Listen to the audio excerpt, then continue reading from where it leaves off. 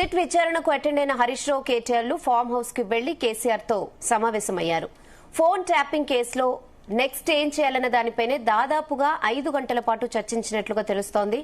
మరోవైపు phone tapping case విచారణపై స్పందించిన మంత్రి జూపల్లి కేటీఆర్ హరీష్ రావును నిందితులుగా కాకుండా విచారణ కోసం సాక్షులుగా పిలిచారని చెప్పారు. ఇలా వరుసగా జరుగుతున్న పరిణామాలతో ఫోన్ ట్యాపింగ్ కేసులో అసలు ఏం జరగబోతోందన్నది ఇప్పుడు ఇంట్రెస్టింగ్ గా మారింది.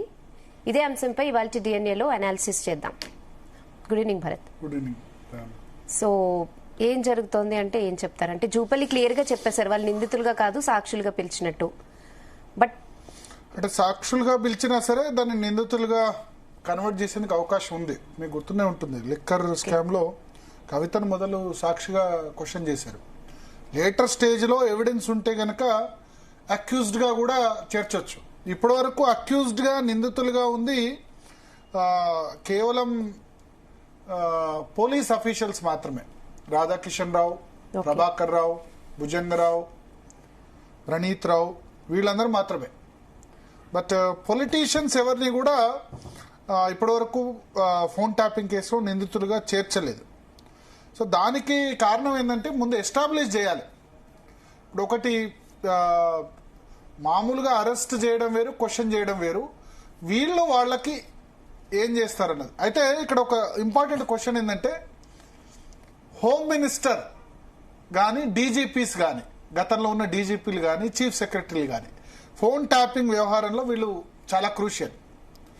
అసలు లాస్ట్ 2 టర్మ్స్ లో హోమ్ మినిస్టర్ గా ఎవరు పనిచేశారు చాలా మంది మర్చిపోయారు. అసలు హోమ్ మినిస్టర్ ఎవరు కేసీఆర్ హయాంలో అనేది మర్చిపోయారు. మొదటి టర్మ్ లో నాయన్ నరసింహారెడ్డి హోమ్ మినిస్టర్ గా పనిచేశారు, చనిపోయారు ఆయన. 2014 నుంచి 18 వరకు Nayini Narasimha Reddy home minister. So 2 టర్ముల్లో ఫోన్ ట్యాపింగ్ జరిగింది అంటున్నారు కదా. సో ఉంటే గింటే గనక లీగల్ గా ఇప్పుడు ఏమైపోయిందంటే బ్యూరోక్రసీలో లేకపోతే పోలీస్ అధికారులు మౌఖికంగా ఇచ్చిన ఆదేశాలని పాటిస్తున్నారు. పాటించడం వల్ల వాళ్ళు కూడా ఇబ్బందులు ఎదుర్కొంటున్నారు, ఐఏఎస్లు కానీ ఐపీఎస్లు కానీ. సో దీంతో సంబంధం ఉంటే గనక హోమ్ మినిస్టర్కు ఉండాలి. సో నాయన్ నరసింహారెడ్డి హోమ్ మినిస్టర్గా ఉన్నారు. 2020 కరోనా సమయంలో ఆయన 20లోనో 21లోనో చనిపోయారు. సెకండ్ టర్మ్లో హోమ్ మినిస్టర్గా ఎవరున్నారు? మహమూద్ అలీ. సో ఇప్పుడు ఫోన్ ట్యాపింగ్ వ్యవహారంలో అసలు ఉంటే గనక మరి హోమ్ సెక్రటరీకి, హోమ్ మినిస్టర్కు, చీఫ్ సెక్రటరీకి, డీజీపీకి వీళ్ళందరికీ కూడా లీగల్ గా ఉండడానికి అవకాశం ఉంది. కానీ మహమూద్ అలీని అందరూ మర్చిపోయారు. మహమూద్ అలీని ఎవరు కూడా క్వశ్చన్ చేయట్లేదు. దీన్ని బట్టి చూస్తే 2 విధాలుగా అనుకోవాలి. ఒకటి ఏంటంటే మహమూద్ అలీ హోమ్ మినిస్టర్గా ఉన్నా ఆయన పెద్దగా ఆయన మాటను అప్పుడు పోలీస్ అధికారులు కానీ వాళ్ళు కానీ ఖేతరు చేసినట్టుగా అనిపించట్లేదు. సో మన అసలు హోమ్ మినిస్టర్ ఎక్కడ ఆ టర్మ్లో ఉన్న మహమూద్ అలీని ఎవరు ఎందుకు క్వశ్చన్ చేయట్లేదు అంటే కేవలం మంత్రి నామమాత్రంగా ఉన్నారా? నిజంగానే నామమాత్రంగానే ఉన్నారని చెప్పొచ్చు మహమూద్ అలీ. అది కాకుండా హరీష్ రావును కేటీఆర్ను క్వశ్చన్ చేస్తున్నారు. హరీష్ రావు ఫస్ట్ టర్మ్ లో ఇరిగేషన్ మినిస్టరు, సెకండ్ టర్మ్ లో ఆర్థిక శాఖ మంత్రి, తర్వాత ఈటల రాజేందర్ వెళ్ళిపోయిన తర్వాత వైద్య శాఖ మంత్రి. ఫస్ట్ టర్మ్ లో మైన్స్ మినిస్టర్ గా ఉన్నారు. కేటీఆర్ ఏమో ముందు పంచాయతీరాజ్ ఉన్నారు, ఆ తర్వాత మైన్స్, ఆ తర్వాత ఐటీ ఇండస్ట్రీస్, ఇవన్నీ మినిస్ట్రీస్, ఆ తర్వాత అర్బన్ డెవలప్మెంట్ అంటే పురపాలక శాఖ, హైదరాబాదు, ఇవన్నీ కూడా చూశారు. బట్ ఈ మినిస్ట్రీలకు ఫోన్ ట్యాపింగ్ ఎటువంటి సంబంధం లేదు. అంటే మనకు తర్వాత రెండవది ఇంటెలిజెన్స్ చీఫ్, నిజానికైతే intelligence chief should report to ఎవరికి? డీజీపీకి. తర్వాత ఇంటెలిజెన్స్ వాళ్ళు రోజు సీఎంకు కూడా బ్రీఫ్ చేస్తారు. సీఎంకు రోజు మార్నింగ్ వచ్చి జరుగుతున్న పరిణామాలు బ్రీఫ్ చేయాలి. కేంద్రంలో అయితే హోమ్ మినిస్టర్ కు బ్రీఫ్ చేస్తారు, ప్రధానమంత్రి కూడా బ్రీఫింగ్ వెళ్తుంది, డైలీ బ్రీఫింగ్. సో ఇక్కడ ఇంటెలిజెన్స్ వాళ్ళు డీజీపీకి అకౌంటబుల్ కాకుండా ఎందుకున్నారు? ఈ గవర్నమెంట్ లో కూడా intelligence chief is reporting to directly to chief minister, not directly to DGP. ఇది మారాల్సిన అవసరం లేదా? తెలుగు రాష్ట్రాల్లో మాత్రమే ఎందుకు ఇట్లా ఉంటుంది? తెలుగు రాష్ట్రాల్లోనే, ఎందుకంటే లా అండ్ ఆర్డర్, శాంతి భద్రతల అంశాన్ని హోమ్ మినిస్టర్ కు ముఖ్యమంత్రులు ఇవ్వట్లా. హోమ్ మినిస్టర్ పేరు చెప్తే పవర్లెస్ గా చేస్తున్నారు. హోమ్ మినిస్ట్రీస్ పవర్ఫుల్ కాదు, పవర్లెస్. కొంత అంతో ఇంతో చంద్రబాబు నాయుడు ఆయనలో మాధవరెడ్డికి కానీ దేవేంద్ర గౌడ్ కానీ అంత ఇంత పవర్ ఉండేది. బట్ వాళ్ళ వెన్ను విరిచేస్తున్నారు, హోమ్ మినిస్టర్ వెన్నును. రాజశేఖర రెడ్డి హయాంలో మొట్టమొదట నేను ఏమంటారు మహిళకు హోమ్ మినిస్టర్ ఇచ్చా అని చెప్పుకున్నారు, అంటే 2009లో. అంతకుముందు జానారెడ్డి చేశారు, ఆ తర్వాత సబితా ఇందారెడ్డికి మహిళా హోమ్ మినిస్టర్ అన్నారు. పేరు మహిళా హోమ్ మినిస్టర్ చెప్పి శాంతి భద్రతలు ఆయన తీసుకొని ప్రజా భద్రతా సలహాదారుగా కేవీపీ రామచంద్రరావును నియమించారు. ప్రజా భద్రతా సలహాదారుని పెట్టి 3 నెలలే, అప్పుడు ఆ 3 నెలల్లో రాజశేఖర రెడ్డి చనిపోయినారు సబితా ఇందారెడ్డిని హోమ్ మినిస్టర్ చేసిన తర్వాత. సో ప్రజా భద్రతా సలహాదారు అని చెప్పి హోమ్ మినిస్టర్ అంతా కేవీపీ చేతిలో పెట్టారు. సో ఈ లా అండ్ ఆర్డర్ను ముఖ్యమంత్రులు ఎందుకు ఇవ్వట్లేదు హోమ్ మినిస్టర్కు? ఎందుకు తమ మంత్రివర్గ సహచరులు నమ్మట్లేదు? ఇది ఇంపార్టెంట్ పాయింట్ కదా. అంతకుముందు నాయన నరసింహారెడ్డి చేతిలో ఉన్న, మహమూద్ అలీ చేతిలో ఉన్న ఇండైరెక్ట్ గా కేసీఆర్ లేకపోతే వాళ్ళు చేశారు. ఇప్పుడు రేవంత్ రెడ్డి హయాంలో కూడా హోమ్ మినిస్టర్ రేవంత్ రెడ్డి, ఇక్కడ హోమ్ మినిస్ట్రీ కూడా ఆయన ఎవరికి ఇవ్వలేదు. సో జనరల్ గా ఉన్న ప్రొసీజర్ ఏంటంటే intelligence chief should report to DGP అన్నది నార్మల్ గా బుక్ ప్రకారం, కానీ దాన్ని ఎవరు ఫాలో కావట్లేదు. సో అందుకని నేను అంటున్నా, మహమూద్ అలీకి అప్పుడు గనక రిపోర్ట్ చేసి ఉంటే ఇంటెలిజెన్స్ చీఫ్ అయినా డీజీపీ అయినా వేరే విధంగా ఉండేది. ఇప్పుడు కూడా ఇప్పుడు హోమ్ మినిస్టర్ ఎవరు లేరు, రేవంత్ రెడ్డి ఏం ఆయన హోంమంత్రిగా ఎవరిని పెట్టుకోలేదు, తనే హోంమంత్రిగా ఆయన ఉన్న పరిస్థితి. సో అందుకని ఇక్కడ మనం ఒకటి క్లారిటీ ఏంటంటే తెలుగు రాష్ట్రాల్లో ఈవెన్ దిస్ ఈజ్ ఆంధ్రప్రదేశ్లో కూడా అదే నడుస్తుంది. ఫస్ట్ టర్మ్లో నిమ్మకాయల చిన్నరాజప్పకు హోంమంత్రి ఇచ్చారు, ఇప్పుడు వంగలపూడి అనితకు ఇచ్చారు. కానీ పెత్తన ముఖ్యమంత్రులు చేస్తున్నారు. అంతకుముందు జగన్ హయాంలో మేకతోటి సుచరితకు ఎస్సీ మహిళ, అంతకుముందు ఆ తర్వాత తానేటి వనితకు ఇచ్చారు హోమ్ మినిస్ట్రీ. కానీ నిజంగా ఎంత మేరకు ఇంటెలిజెన్స్ చీఫ్ వాళ్ళకి రిపోర్ట్ చేశారు అంటే, ఇంటెలిజెన్స్ చీఫ్లు కేంద్రంలోనేమో అక్కడ అమిత్ షాకి రిపోర్ట్ చేస్తున్నారు, అంతకుముందు రాజ్నాథ్ సింగ్కు రిపోర్ట్ చేసేవాళ్ళు. రాష్ట్రంలో హోంమంత్రికి కానీ లేకపోతే డీజీపీకి కానీ అసలు రెస్పాన్సిబిలిటీ లేదా? వాళ్ళని కనీసం ఇంటెలిజెన్స్ చీఫ్లు పట్టించుకుంటున్నారా?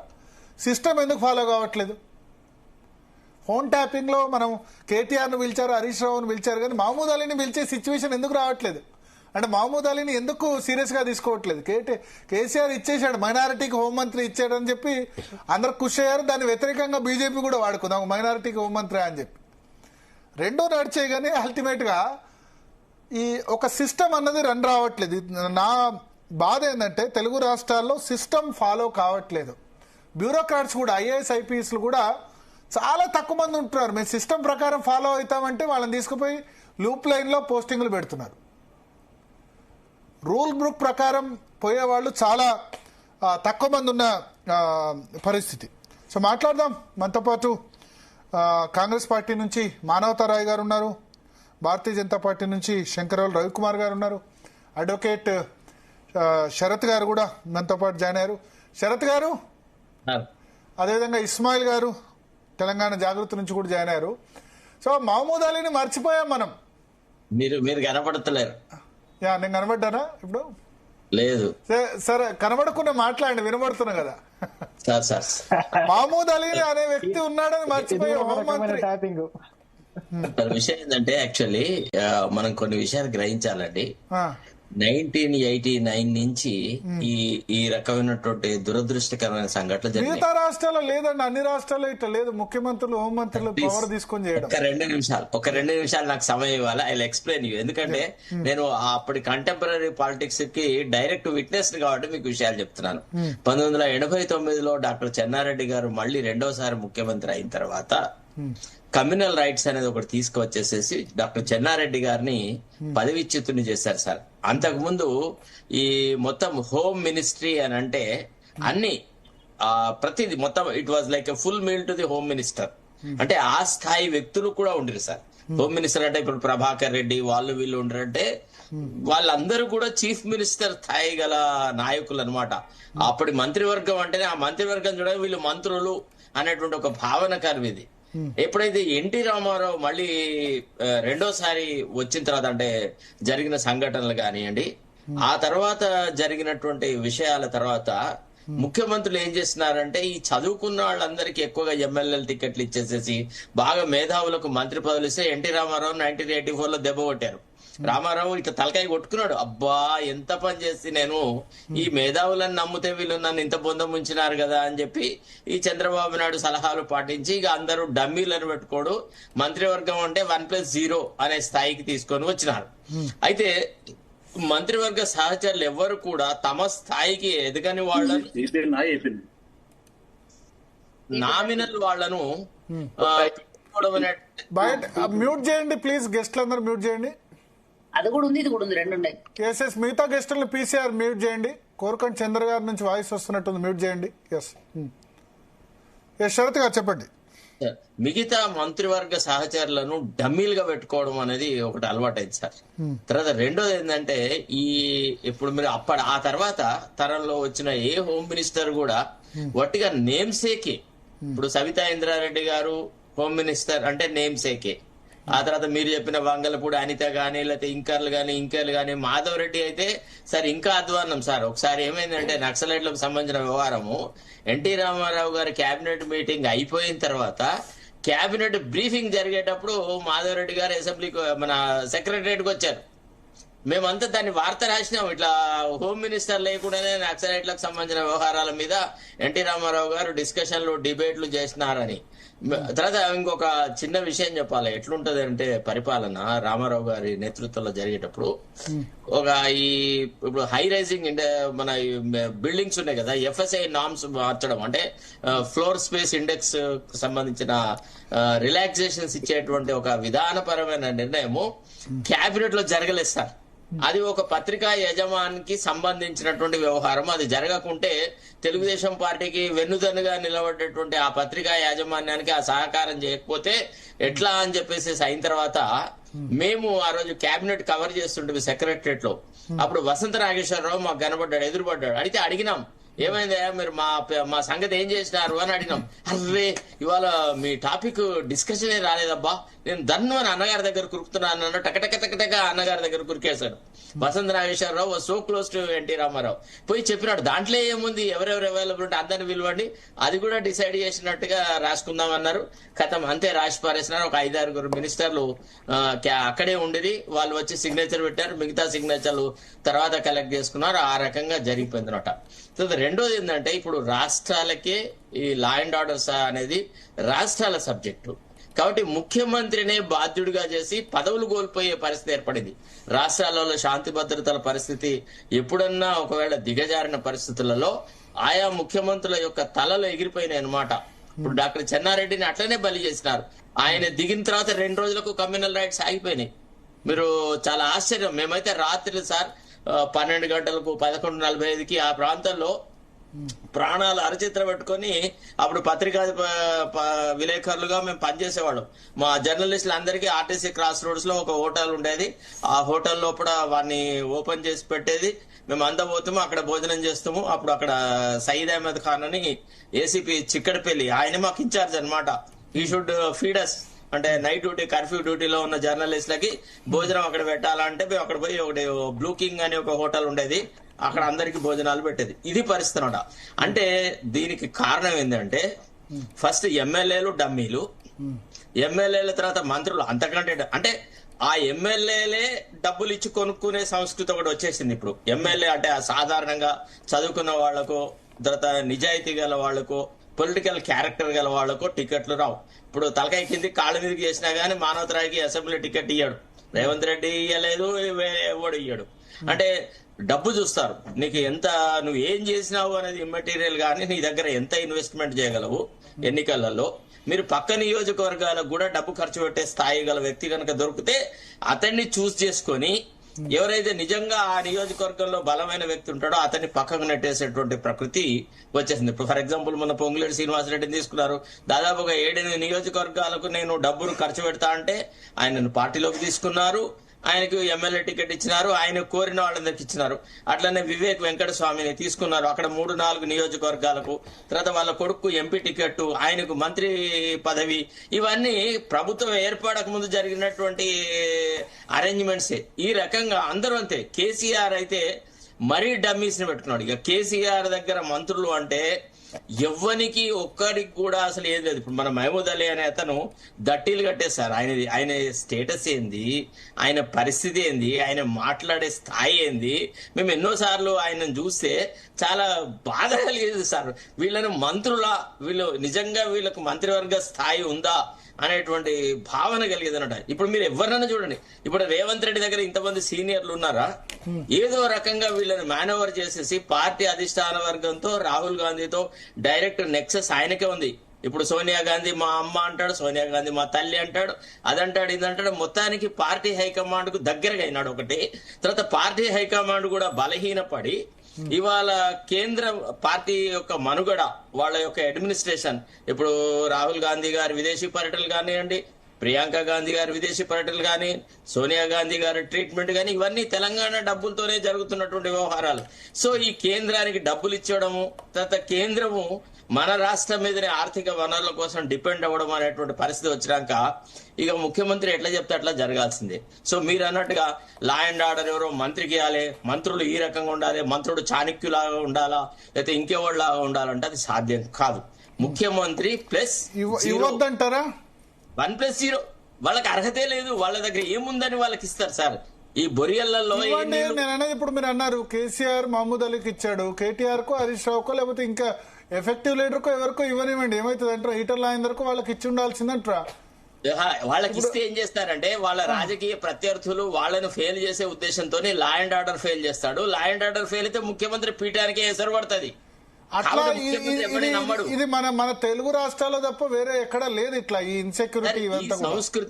ఈ సంస్కృతిని ప్రజలే, ఈ పాలకులే తీసుకొచ్చారు సార్. 1984లో ఎప్పుడైతే ఎన్టీఆర్ గవర్నమెంట్ ఆగస్ట్ క్రైసిస్, అంతో ఇంత కొంచెం మాధవరెడ్డి వాళ్ళు ఎఫెక్టివ్ గానే ఉండే, దేవేందర్ గౌడ్ సార్ మీకు తెలియదు మాధవరెడ్డి ఎంత తెలుసా సార్? లైట్ వెయిట్ సార్, ఒక కైట్ పతంగి మాధవరెడ్డి హోమ్ మినిస్టర్ గా ఏ మాత్రము ప్రభావం. నక్సల్స్ ఎందుకు టార్గెట్ చేసి చంపారు ఆయన?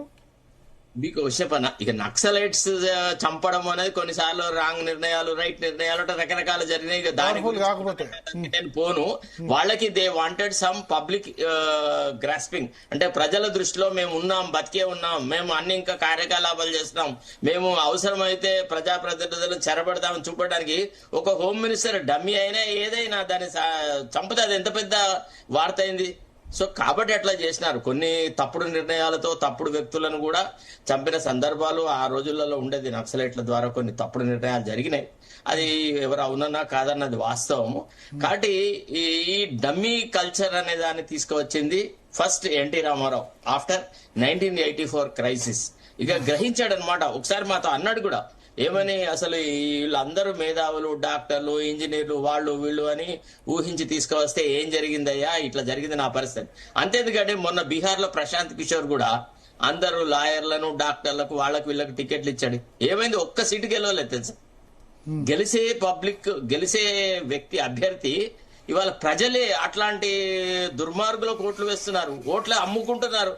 10,000కు, 15,000కు, 10,000, 8,000కు, 7,000 దాకా పోతుంది, ధర వలుకుతుంది వాళ్ళ ఓటుకి. సార్ అయితే ఓకే, నేను చెప్పేది ఏంటంటే అసలు మన దగ్గర సిస్టమ్ లాగా బిహేవ్ చేసే పరిస్థితి రావాలి. మహమూద్ అలీని పిలవలేదు. ఎందుకు పిలవలేదు? ఆయన చేతిలో ఏం లేదు కాబట్టి. సో సరే, తర్వాత ఇప్పుడు డీజీపీ మహేందర్ రెడ్డి కూడా ఓపెన్ గానే ఆయన స్టేట్మెంట్ ఇచ్చాడు, నాకు ఇంటెలిజెన్స్ చీఫ్ రిపోర్ట్ చేయలేదని చెప్పి. ఇంటెలిజెన్స్ చీఫ్ డీజీపీకి రిపోర్ట్ చేసే విధంగా సిస్టమ్ మన దగ్గర ఉండొద్దా? రూల్ ప్రకారం అయితే చెయ్యాలి. ఆ సిస్టమ్ ఎందుకు రావద్దు 2 రాష్ట్రాల్లో అని అడుగుతున్నా. ఇంటెలిజెన్స్ చీఫ్ డైరెక్ట్ గా ముఖ్యమంత్రి చేతిలో పెట్టుకునే సిస్టమ్ ఎందుకు? దీని మీద ఎవరు పోయి అడగరాదా? ఇప్పుడు అట్లా చేశారు అంటే కోర్టులో కేసు వేయరాదా? చెప్పాలి, మార్నింగ్ 5 o'clock చీఫ్ మినిస్టర్ చేస్తారు సార్. చీఫ్ మినిస్టర్ కే కంపల్సరీ ఇంటెలిజెన్స్ బ్రీఫింగ్ ఉంటుంది. ఆ టైంలో డీజీపీ అండ్ ఇంటెలిజెన్స్ చీఫ్ ఇద్దరు ఉంటారు చీఫ్ మినిస్టర్ దగ్గర. మేము ఎన్టీ రామారావు దగ్గర ఎంతో కాలం చూసినాము. సుశీల్ కుమార్, తర్వాత టిఎస్ రావు, వీళ్ళందరూ ఇద్దరు కలిసి వచ్చేవాళ్ళు. డీజీపీకి అకౌంటబుల్ గా డైరెక్ట్. ఇప్పుడు కూడా వస్తున్నారా? ఇప్పుడు కూడా అట్లే జరుగుతుందా? ఆల్మోస్ట్ అట్లే జరుగుతుంది. ఇప్పుడు డీజీపీ అనే వ్యక్తి, మరి డీజీపీ ఇప్పుడు మహేందర్ రెడ్డి క్లియర్ గా చెప్పారు కదా, నాకు రిపోర్ట్ చేయలేదు ఆయన నాకు రిపోర్ట్ చేసేవాడు కదా. ఆయనకు రిపోర్ట్ చేయలేదు అని అన్నాడు కానీ ఆయనకు నాకు ఆ విషయం తెలియదు అని అనలేదు కదా సార్. దాన్ని మిస్ఇంటర్ప్రిట్ చేస్తున్నాం మనం. తెలియదని అన్నాడు కదా. లేదు లేదు లేదు లేదు he's actually once the law and order subject అనేది ముఖ్యమంత్రి దగ్గర పెట్టుకున్న తర్వాత అక్కడ Prabhakar Rao was the intelligence chief. Prabhakar blood is thicker than water sir. వాళ్ళ కులపోడు వాళ్ళోడు అతనికి ఉన్నంత ప్రాధాన్యత ఎవరికి ఉండదు సార్. అంటే కులపోడైనా మరి నాన్ కులపోడు రెడ్డిని కూడా పెట్టుకున్నాడు కదా డీజీపీగా. డమ్మీలు సార్, మీకు చెప్తున్నాను కదా. అనురాగ శర్మనే రియల్ డీజీపీ, మీరు నమ్మండి దయచేసి. Anurag Sharma was real DGP, Rajeshwar Sharma was Rajiv Sharma was real chief secretary. ఇక తర్వాత వచ్చిన చీఫ్ సెక్రటరీ, తర్వాత వచ్చిన డీజీపీలు అంతా డమ్మీలు సార్. బట్టిగా పేరుకే పెట్టుకున్నారు. నేను మీకు 100% చెప్తున్నాను కదా, ఇది నా వ్యక్తిగతంగా నేను చూసిన వ్యవహారాలు. నేను అనేది ఏంటంటే మన దగ్గర సిస్టమ్ ఫాలో అయ్యే విధంగా వ్యవస్థ రాకూడదా? రావాలంటే మరి ప్రజలు మంచి నాయకులను ఎన్నుకుంటే, మంచి మంత్రులు ఏర్పడితే, మంచి వ్యక్తులు ఏర్పడితే తెలుస్తుంది.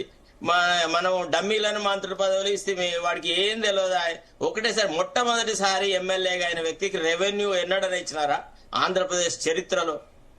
చెప్పండి, ఏ రాష్ట్రంలోనా రెవెన్యూ అనే సబ్జెక్ట్? ఇప్పుడు నేను లీగల్ గా అడుగుతున్నా, కోర్టుకు బిజినెస్ రూల్స్ ఫాలో కావట్లేదు గవర్నమెంట్ అని ఎవరికైనా వెళ్లే అవకాశం ఉందా? Business rules does not indicate anyway. The business rule does not indicate anyway. కోర్టుకి ఎవరైనా వెళ్లితే కోర్టులో ఫలానా మీరు వెళ్ళారు కదా procedure, intelligence chief selection process correct గా లేదని మీరే వెళ్ళారు కదా కోర్టుకు. అది మేమేం చేసినామంటే రిటైర్డ్ అయిన తర్వాత ఓఎస్డీ గా పెట్టుకొని అతనికి ఐజీ ఇంటెలిజెన్స్ ఇస్తే అది తప్పు, అట్లా ఉండడానికి వీలేదు. Retired person cannot be head of the intelligence department అని బక్కా జడ్సన్ తో మేము కేసు వేసినాం. That is a different thing all together. Immediate గా వాళ్ళు మార్చేసినారు, అనిల్ కుమార్ తీసుకొచ్చినారు, ఈయన ఓఎస్డీ గా కన్వర్ట్ చేసినారు, ఓఎస్డీ గా డెసిషన్ తీసుకున్నారు. ఇవన్నీ జరిగినాయి. ఇవేంటి అంటే దీస్ ఆర్ అంటే పరిపాలన పలానా చోట పలానా రాష్ట్రంలో బిజినెస్ రూల్స్ ఫాలో కావట్లేదు అని ఇప్పుడు దీన్ని తీసుకొని కోర్టులో కేసు వేయడానికి అవకాశం లేదా అంటున్నా. అసలు ఇది బిజినెస్ రూల్స్ లో పొందుపరచలేదు. ఇప్పుడంటే ఇది spaces DGP is the boss of మొత్తం పోలీసులకు బాస్ కదా. Correct sir. ఆ పోలీసులకు బాస్ అయినప్పుడు డీజీపీకి ఇంటెలిజెన్స్ చీఫ్ రిపోర్ట్ చేయాలి. రెండు రాష్ట్రాల్లో కూడా ఈ విధంగా వక్ర మార్గాలు రాజకీయ నాయకులు కాదు కదా, అల్టిమేట్ గా సిస్టమ్ కదా. ఈ గవర్నమెంట్ లో కూడా అలా జరుగుతుంది. Let us not confuse between reporting to and lack of knowledge. And అసలు హోమ్ మినిస్టర్ కంటూ పవర్స్ ఏమి ఉండకూడదా? ఉండొచ్చు సార్.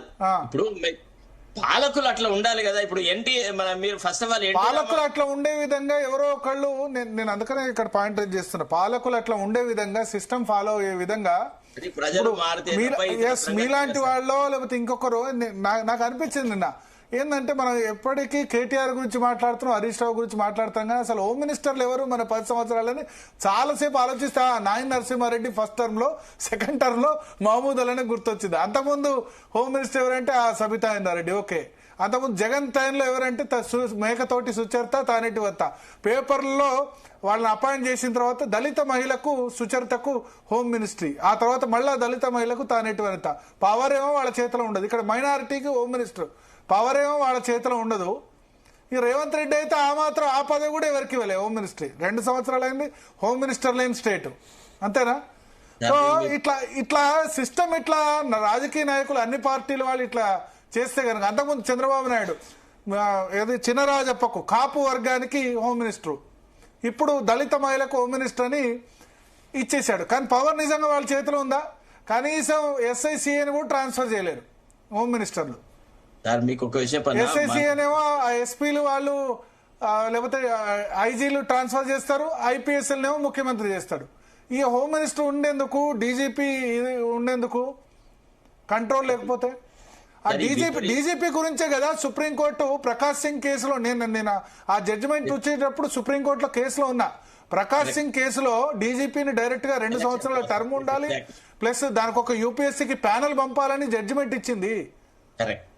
మరి అటువంటిప్పుడు పోలీస్ వ్యవస్థలో ఇటువంటి సంస్కారం రావాలి కదా. Intelligence chief should report to DGP or home minister, hierarchy ఉండాలి కదా. ఆ సుప్రీంకోర్టు ప్రకాష్ సింగ్ జడ్జిమెంట్ ఇచ్చినప్పుడు నేను ప్రకాష్ సింగ్ ఇంటర్వ్యూ కూడా తీసుకున్నా, ఉత్తరప్రదేశ్ మాజీ చీఫ్ సెక్రటరీ. ఎగ్జాక్ట్లీ. మరి పోలీస్ రిఫార్మ్స్ ఎక్కడున్నట్టు? ఒక విషయం సార్, భరత్ గారు నాకు ఒక 2 నిమిషాలు టైం ఇవ్వాలి, నేను మీకు ఎక్స్ప్లెయిన్ చేస్తాను. Yeah. ఈ విపరీత ధోరణులను ఇంట్రడ్యూస్ చేసిందే తెలుగుదేశం పార్టీ. ఏంటిది? డమ్మీలను ఎమ్మెల్యేలుగా, అంటే పూర్తి విధేయులుగా. మీకు ఒక విషయం చెప్పాలి సార్, మహబూబ్ నగర్ జిల్లాకి జిల్లా ప్రజా పరిషత్ చైర్మన్ ఎవరిని చేయాలి, ఎవరికి పార్టీ టికెట్ ఇవ్వాలా అంటే ఒక 20 మంది లీడర్లు అందరు వచ్చినారు సార్ ఎన్టీఆర్ దగ్గరికి. వచ్చేసేసి అందరూ మాకు రెడ్లలో బలం ఉందని, ఒకడు మాకు కాపులలో బలం ఉందని, ఒకడు మాకు ముదిరాజులలో బలం ఉంది, అందరూ రామారావు గారికి చెప్పారు. ఆ తర్వాత లాస్ట్ కు వెంకటయ్య అనే వ్యక్తి ఎన్టీ రామారావు కాళ్ళు పట్టుకున్నాడు సార్. ఇది మా కళ్ళ ముందు జరిగిన విషయం.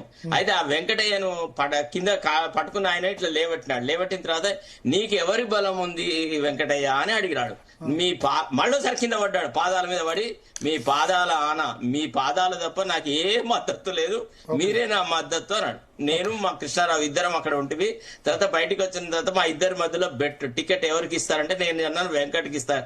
ఈయనకి ఇస్తారా? వెంకటయ్యకి ఇస్తారు, వేరే వాళ్ళకి ఇవ్వరు అన్నా. లేదురా, గంతమంది బలమైన నాయకులు ఉండగా వెంకటయ్యకి ఇస్తారా అని అన్నాడు. మేము ఇద్దరం కొట్లాడుకున్నాం.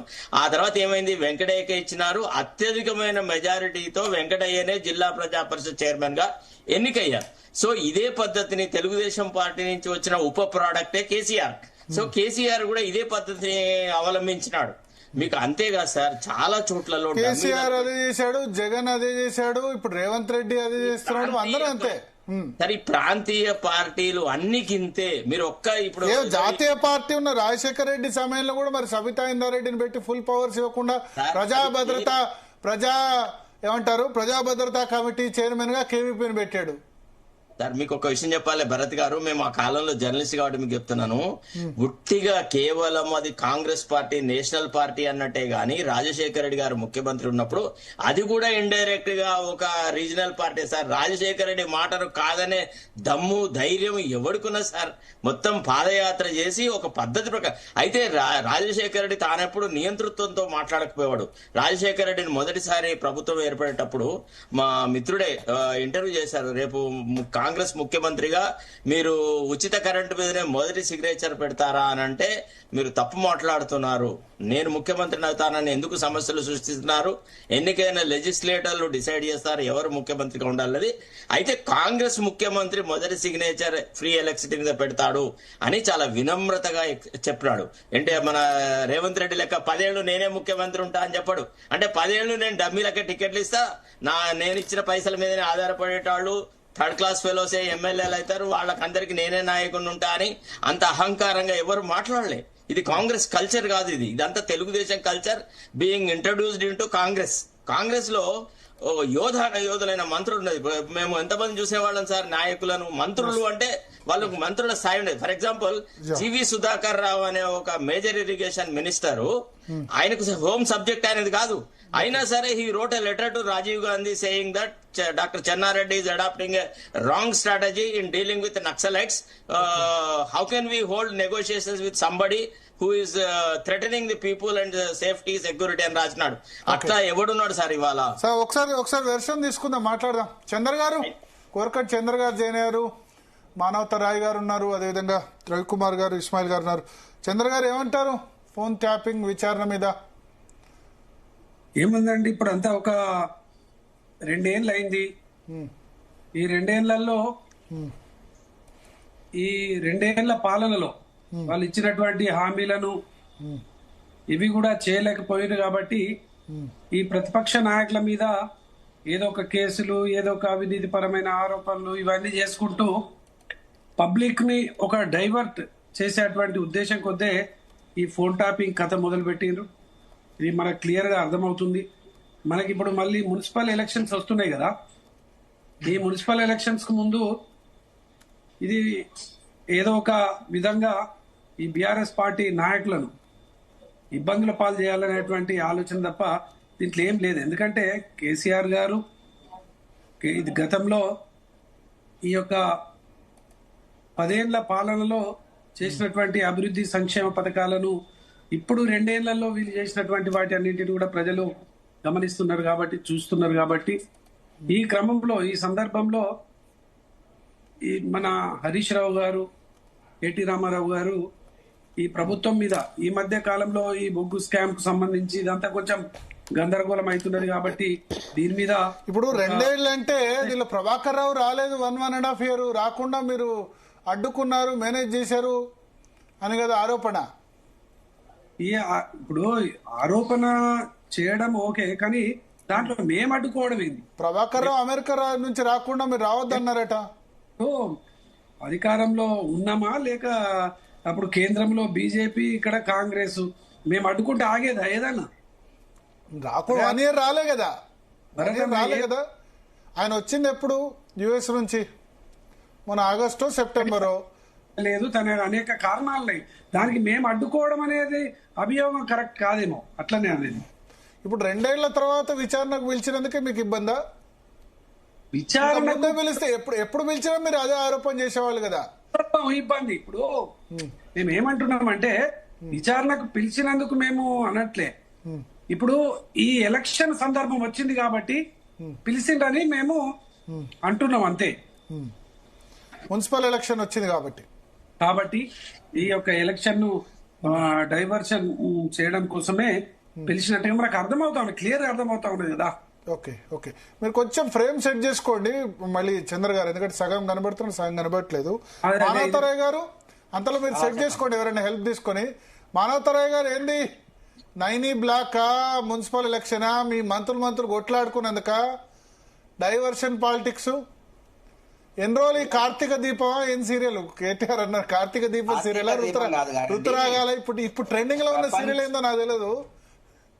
కాదు, ప్రపంచంలో ఇంతవరకు ఈ మధ్య ఇట్లాంటి క్రైమ్ న్యూస్ గానీ క్రైమ్ సినిమాలు గాని రాలేదండి. ఈ మధ్య ఓటీటీలో వస్తానే గానీ నిజంగా ఈ ఫోన్ ట్యాపింగ్ అనే పేరుతో ఒక సినిమా తీస్తే అద్భుతంగా సినిమా ఆడుతుందండి. ఎందుకంటే కూతురు అల్లుడు ఫోన్ ట్యాప్ చేయటం, గోడకు చెవులు కూతురు కూడా చేశారా? అంతే కదా, కవిత గారే చెప్తుంది కదా, కూతురు అల్లుడు ఫోన్లు వింటాం అంటే గోడకు చెవులు కాదు, ఫోన్లకు కూడా మంది ఫోన్లకు కూడా చెవులు పెట్టారు కేసీఆర్ ప్రభుత్వం అనేది మనకు అర్థమైపోయింది. అదే ఫోన్ ట్యాపింగ్. కాబట్టి ఓ రామ్ గోపాల్ వర్మ పాపం విశ్రాంతి తీసుకుంటున్నట్టుంది. మీరు కుటుంబాన్ని జీల్చినట్టున్నారు, అందుకని కూతురు ఫోన్ కూడా ట్యాప్ చేయాల్సి వచ్చిందేమో. ఇక కుటుంబాన్ని జీల్చినట్టున్నారు మీరు. మాకేం సంబంధం చెప్పండి? వాళ్ళ కుటుంబాన్ని కూడా జీల్చడం వల్ల పరిస్థితి వచ్చింది. మొగుడు కొట్టినందుకు కాదు, తోడి కోడలు చూసి పక్కు నవ్వినందుకు వచ్చినట్టు తంట. అరే వాళ్ళ కుటుంబంలో వాళ్ళ కూతురు తండ్రి అన్న ఆ బావలు వాళ్ళు కొట్లాడుకుంటే మేము చూసి ఏదో ఇటు చూస్తున్నాం ఏం జరుగుతుందని, అంటే చూసినందుకు వచ్చినట్టు తంట వస్తుందండి ఎక్కడన్నా. కాబట్టి వాళ్ళ ఆస్తి తగాదాలు లేకుంటే ఇవన్నీ కూడా అవినీతి ఆరోపణలు కవిత గారే చేస్తుంది, కాంగ్రెస్ కూడా చేయక్కర్లే. హరీష్ రావు ఇన్ని ఆస్తులు యాడ్ నుంచి వచ్చినాయి అంటుంది. అదేవిధంగా శ్రీనివాసరెడ్డి, ఆయన ఎమ్మెల్సీ శ్రీనివాసరెడ్డి ఏం లేదు, చెప్పులు లేనోడు 700 కోట్లతో విల్లాలు ఎట్లా కడుతుందని ప్రశ్నిస్తుంది. దానికి ఉప్పందించింది ఎవరు? ఆమె ఫోన్కి మెసేజ్ పెట్టింది ఎవరు? పల్లా రాజేశ్వర రెడ్డి. అంటే వాళ్ళ నాయకత్వంలో వాళ్ళకే సఖ్యత లేదు, కొట్లాడుకుంటున్నారు. ఒక జిల్లాలో నాయకత్వం కొట్లాడుతున్న ఆధిపత్యం కోసం. అదేవిధంగా హైదరాబాద్ లో సికింద్రాబాద్ లో కంటోన్మెంట్ లో మీటింగ్ జరిగితే పాపం యువ నాయకుడు క్రిషాంకును బెవలేదు, తలసాని శ్రీనివాస యాదవ్ అడ్డుకుంటాడు. ఈ రకంగా వాళ్ళ కుంపటి వాళ్ళే నిప్పు పెట్టుకుంటున్నారు. ఇంకా మీ మంత్రులు చాలా సఖ్యతతో ఉన్నారు, చాలా అద్భుతమైన కోఆర్డినేషన్ ముఖ్యమంత్రికి మంత్రులకు నడుస్తుంది. ముఖ్యంగా మీ జిల్లా మంత్రికి బట్టి విక్రమార్కకు, పొంగులేటికి, తుమ్మల నాగేశ్వరరావు ముగ్గురు అద్భుతమైన కోఆర్డినేషన్ తో ఉన్నారు. ఇప్పుడు అద్భుతంగా ఉంది కాబట్టి ఆరోపణ చేస్తే తిప్పి కొడుతున్నారు. ఇప్పుడు టెండర్లు పిలవక ముందే, టెండర్లు కేటాయించక ముందే ఆ 1000 కోట్ల అవినీతి జరుగుతుంది. మూసీ పునరుజ్జీవనం ప్రాజెక్టు అసలు డిపిఆర్ఏ రాలే ఇంతవరకు. ఆ ప్రాజెక్టు పునరుజ్జీవనం చేయబోతున్నాం 1,00,000 కోట్ల అవినీతి అంటారు. హిల్ట్ పాలసీలో ఇంతవరకు దరఖాస్తులు రాలేదండి.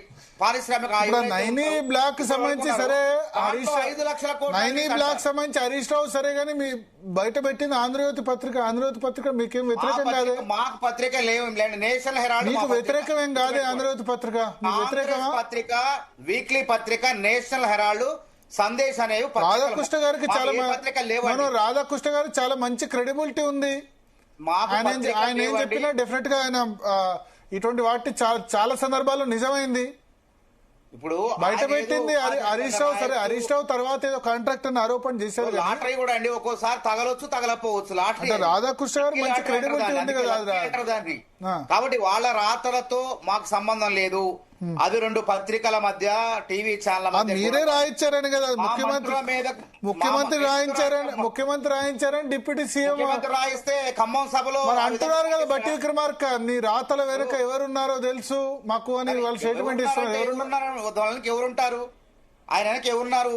నిజంగానే బీఆర్ఎస్ వాళ్ళు ఎవరు రాయించారా? ఇద్దరి మధ్య కావాలని జనాలు ఆ అభిప్రాయ భేదాలు సృష్టించడం కోసం బీఆర్ఎస్ వాళ్ళు మీరు అట్లేదు కపార్థం బీఆర్ఎస్ వాళ్ళు తిడుతున్నారు కదా రోజు ఆ పేపర్ ను ఛానల్ బీఆర్ఎస్ వాళ్ళు ఆ పేపర్ ను ఛానల్ రోజు తిడుతున్నారు. ఆయన రాధాకృష్ణ రోజు తిడుతున్నారు వాళ్ళు. ముఖ్యమంత్రి గారు వెంటనే ఖమ్మం సభలో మా మంత్రుల జోలికి రాకండి, మీరు తన్నుకు చావండి, మమ్మల్ని ఇందులో మధ్యకు లాగండి అని చెప్పి ఖండించారా లేదా? ఇవాళ బట్టి విక్రమార్క గారు కూడా మొత్తం చెప్పారా లేదా? ఈ టెండర్ల ప్రక్రియ 10 ఏళ్ల కాలం ఎట్లా జరిగింది, ఏం జరిగింది, కేంద్ర ప్రభుత్వ నిబంధనలు ఏమున్నాయి, ఆ నిబంధనలకు అనుగుణంగానే జరిగిన సైట్ విజిట్ అనేది. కొత్తగా మేమేం సృష్టించలేదని చెప్పి విడమర్చి మొత్తం అరటికాయ తొక్క ఒలిచి నోట్లో పెట్టినట్టు సక్రమంగా చెప్పారు. కాబట్టి వీళ్ళు ఏంది ఇప్పుడు నిజంగా ప్రతిపక్షం అంటే ఏంది? వీళ్ళు కాంగ్రెస్ పార్టీ నాయకుల మధ్య అభిప్రాయ భేదాలు సృష్టించి రాజకీయ పబ్బం గడుపుకోవాలని ప్రయత్నం చేస్తారు. గుర్తుపెట్టి ఈ కాంగ్రెస్ అధికారం రాగలోనే ఇక 2 నెలల్లో కూలిద్ది, 3 నెలల్లో కూలిద్ది, ఇంకేముంది అయిపోయింది 6 నెలలే ఈ గడువు అని చెప్పేసి కాంగ్రెస్ ప్రభుత్వాన్ని కూలుస్తారంటే ప్రజలు ప్రతి ఎన్నికల్లో జూబ్లీ హిల్స్ లో, కంటోన్మెంట్ లో, సర్పంచ్ ఎన్నికల్లో నిలబెడుతూ వస్తున్నారు. పార్లమెంట్ ఎన్నికల్లో కూడా నిలబెట్టారు. గుర్తుపెట్టుకోండి. రేపు మున్సిపాలిటీలో కూడా బరాబర్ ఎవరైతే కూల్స్తామన్నారో వాళ్లకు బుద్ధి చెప్పక అస్త్రమా మున్సిపల్ ఎలక్షన్ అస్త్రమా అదే కదండి. మేము మా సంక్షేమ పథకాలే మమ్మల్ని గెలిపిస్తాయి. గుర్తుపెట్టుకోండి. పాత గజ్జలు అన్నట్టు, ఆడలేక మధ్యలో కూడా అన్నట్టు డైవర్షన్ పాలిటిక్స్ పక్కదారి పట్టించే రాజకీయాలు మాకేం అవసరం అంటున్నా. మేము చేస్తున్నాం. ఇలా పేద ప్రజలకు డబుల్ బెడ్రూమ్ ఇల్లు కట్టమంటే వాళ్ళ పార్టీ కార్యాలయాలు ఆకాశ హార్మ్యాలు ఢిల్లీలో, హైదరాబాద్ లో, ప్రతి జిల్లాలో కట్టుకున్నారు. అది సరిపోదని కోకాపేటలో 11 ఎకరాలు ఖరీదైనటువంటి భూమిని అలాట్ చేసుకున్నది ప్రజలు గమనించట్లేదా? ఇవాళ వచ్చిన 2 ఏళ్లలో 3.5 లక్షల ఇందిరమ్మ ఇళ్ల పూర్తి కార్యక్రమం గృహప్రవేశాలు అయిన 5 లక్షల రూపాయలు మంజూరు చేసిన. ఇంకా 2వ విడత మంజూరు కూడా సిద్ధంగా ఉన్నాడు. పేదవాడి నాడి కనుక్కున్నాం మేము. పేదవాడికి పంచభక్ష పరిమాణాలు అవసరం, గూడు పెడితే చాలండి వాళ్ళకి. అదే విధంగా రేషన్ కార్డులు ఇచ్చిండ్రా వాళ్ళు? 3,10,00,000 కార్డులు ఇచ్చినాం. ఇలా సరే కాదు రేషన్ కార్డు డిబేట్ వేర్లేండి కానీ ఏ అన్నం తింటున్నారు సామాన్యులు కూడా అదే అన్నం తినుకుంటూ ముద్దకి రేవంత్ రెడ్డి దేవుడు అని తలుస్తున్నారండి. వాళ్ళకి అవకాశం వస్తుందండి? చెప్పండి. ఎవడు అన్నం పెట్టినోడే దేవుడు. కాబట్టి ఏమంటున్నారంటే అంతా రట్ట అవుతుందని చెప్పి ఈ ఫోన్ ట్యాపింగ్ అనేది ఎప్పుడో 2024లో నమోదైంది. భారతదేశంలో ఇస్లామిక్ చట్టాల్లాగా అప్పటికప్పుడు ఏళ్లు నరకటం, చేతులు నరకటం, మెడ నరకటాలు ఉండవండి. ఒక పారదర్శకంగా సిఆర్పిసి ఉంటది. 160 ఐపీసీలో ఒక అనుమానితుడు గాని సాక్ష్యం గాని పిలుస్తారు. లేకుంటే బిఎన్ఎస్ భారతీయ న్యాయ సురక్షా సంహిత 179 కొత్త బీజేపీ వాళ్ళు తీసుకొచ్చారు చట్టాలు. దీన్ని ఈ చట్టం ప్రకారమైన ఆ చట్టం ప్రకారమైన పోలీస్ అధికారి ఆయనకు గతంలో వచ్చిన సాక్ష్యాల ఆధారంగా పిలుస్తారు వ్యక్తులు. నువ్వు రాకపోతే 24 గంటల రమ్మని ఆదేశించే హక్కు ఆయనకున్నది. ఆ దానికి ఇంకేందో ఘనత సాధించినట్టు ఈ రాష్ట్రంలో 20 లక్షల మంది పేదలకు డబుల్ బెడ్రూమ్ ఇల్లు కట్టించి ఊరేగినట్టు ర్యాలీలు, గుమ్మడికాయ దొంగ అంటే భుజాలు దనుముకోటాలు ఏం సాధించమనండి మనం? ఇలా పేద ప్రజలకు ఇల్లు కట్టమంటే ప్రతి ఒక్క ఎమ్మెల్యే కట్టుకున్నారు. ఇది ఆ ఘనత. ఈ ఘనత కోసం మీరు ఊరేగేది? ఇంత పెద్ద తిలకం పెట్టుకోవడానికి పోతున్నారండి. ఏమన్నా ఇదేమన్నా కాకతీయులు లేకుంటే ఔరంగజేబు మీద యుద్ధం చేస్తారు?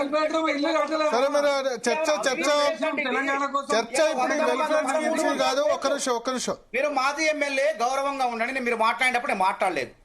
నేను మాట్లాడేటప్పుడు మీరు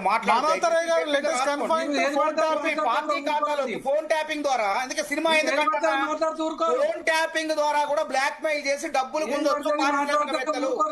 ఇలా 1,300 కోట్లు మీ పార్టీలోకి ఎలక్ట్రల్ బాండ్ రూపంలో ఎట్లా వచ్చినాయి? అసలు 30 మంది నెంబర్లు ఎట్లా డబ్బులు వేశారు వాళ్ళు? కాబట్టి మీరు చిన్నపిల్లగాళ్ళగా వ్యవహరించకండి. చిన్నపిల్లల మనస్తత్వంతో ఉండకండి. హుందాగా వ్యవహరించండి. డిబేట్ ఇది. మీకు వచ్చే పనులు లేవు, కిరీటాలు లేవు.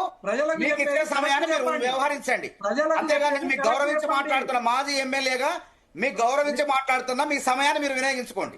నాకు మాట్లాడేయండి. అంటే ఇక్కడ మీకు గుట్టంతో రట్ట అవుతుందని పట్టబయలు అవుతుంది అడ్డుపడుతున్నారా? అసెంబ్లీకి రమ్మంటే వారు ముద్రనిద్రపోతారు, కుంభకర్ణం లెక్క ఫామ్ హౌస్ లో పడుకుంటారు. అనర్హత పెట్టబడుద్దని చెప్పి ఆ ఒక్కరోజు సంతకం పెట్టిపోతారు. అసలు మీకు ప్రజాస్వామ్యంలో మాట్లాడే హక్కు ఉందా, నైతిక హక్కు ఉందా చెప్పండి? చేసింది మంది కొంపలు ఆర్చి ఇలా మంది సొమ్ము ఏం చేయాలి అర్థం కాక పక్కదారి పట్టిస్తారు. లేదో రేపు ఎలక్షన్లు చెప్తారు, పక్కదారి పట్టిస్తారు లేదు ఎలక్షన్లు చెప్తాయి. కాబట్టి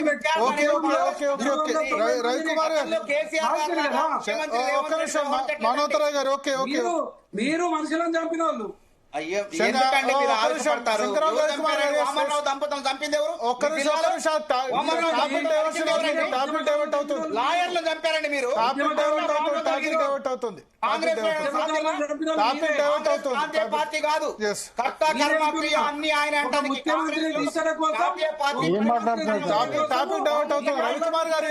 రవికుమార్ గారు చెప్పండి.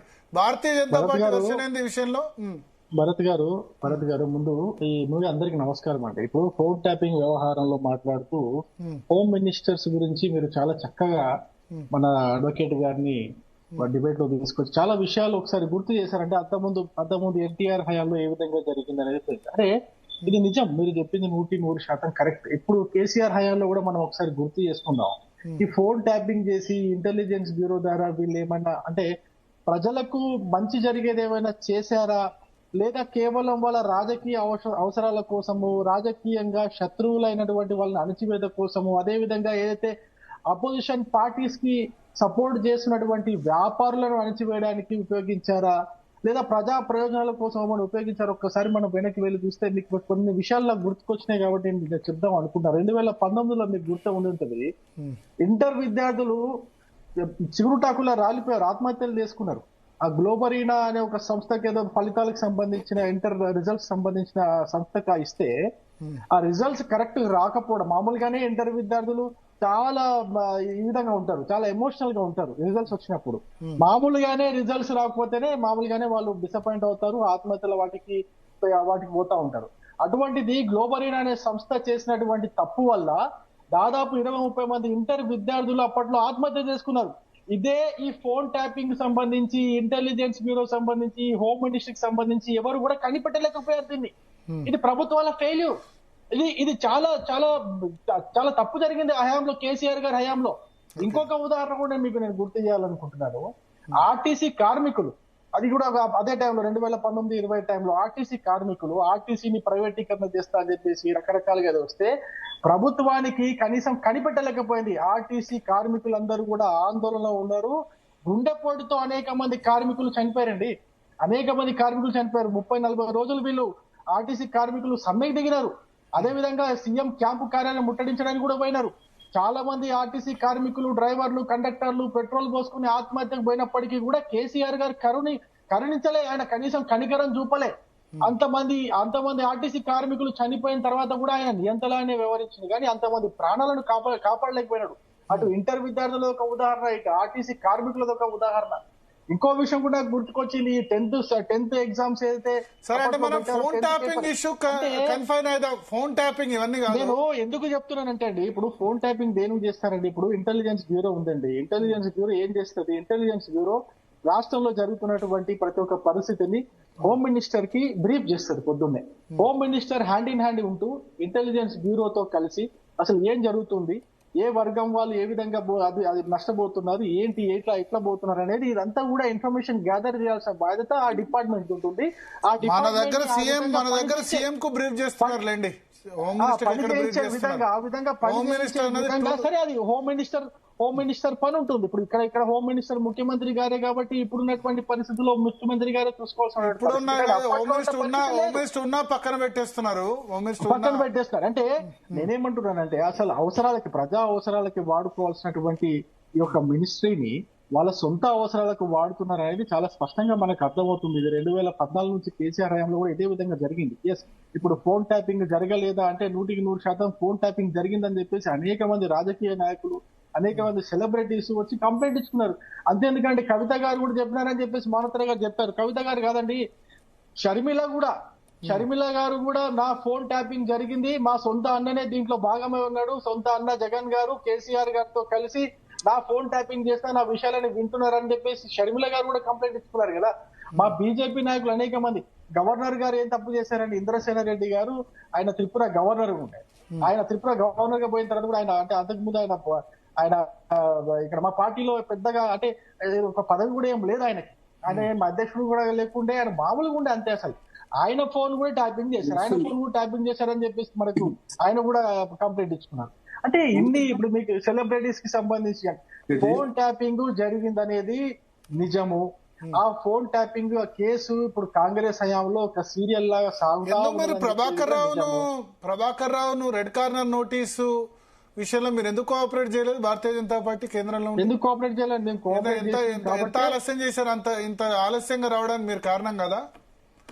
మేము నుంచి రావడానికి ఇక్కడ ప్రభుత్వం కాంగ్రెస్ ప్రభుత్వం చాలా సార్లు రిక్వెస్ట్ చేసినా మీరు దాన్ని కోఆపరేట్ చేయలేదంటారు.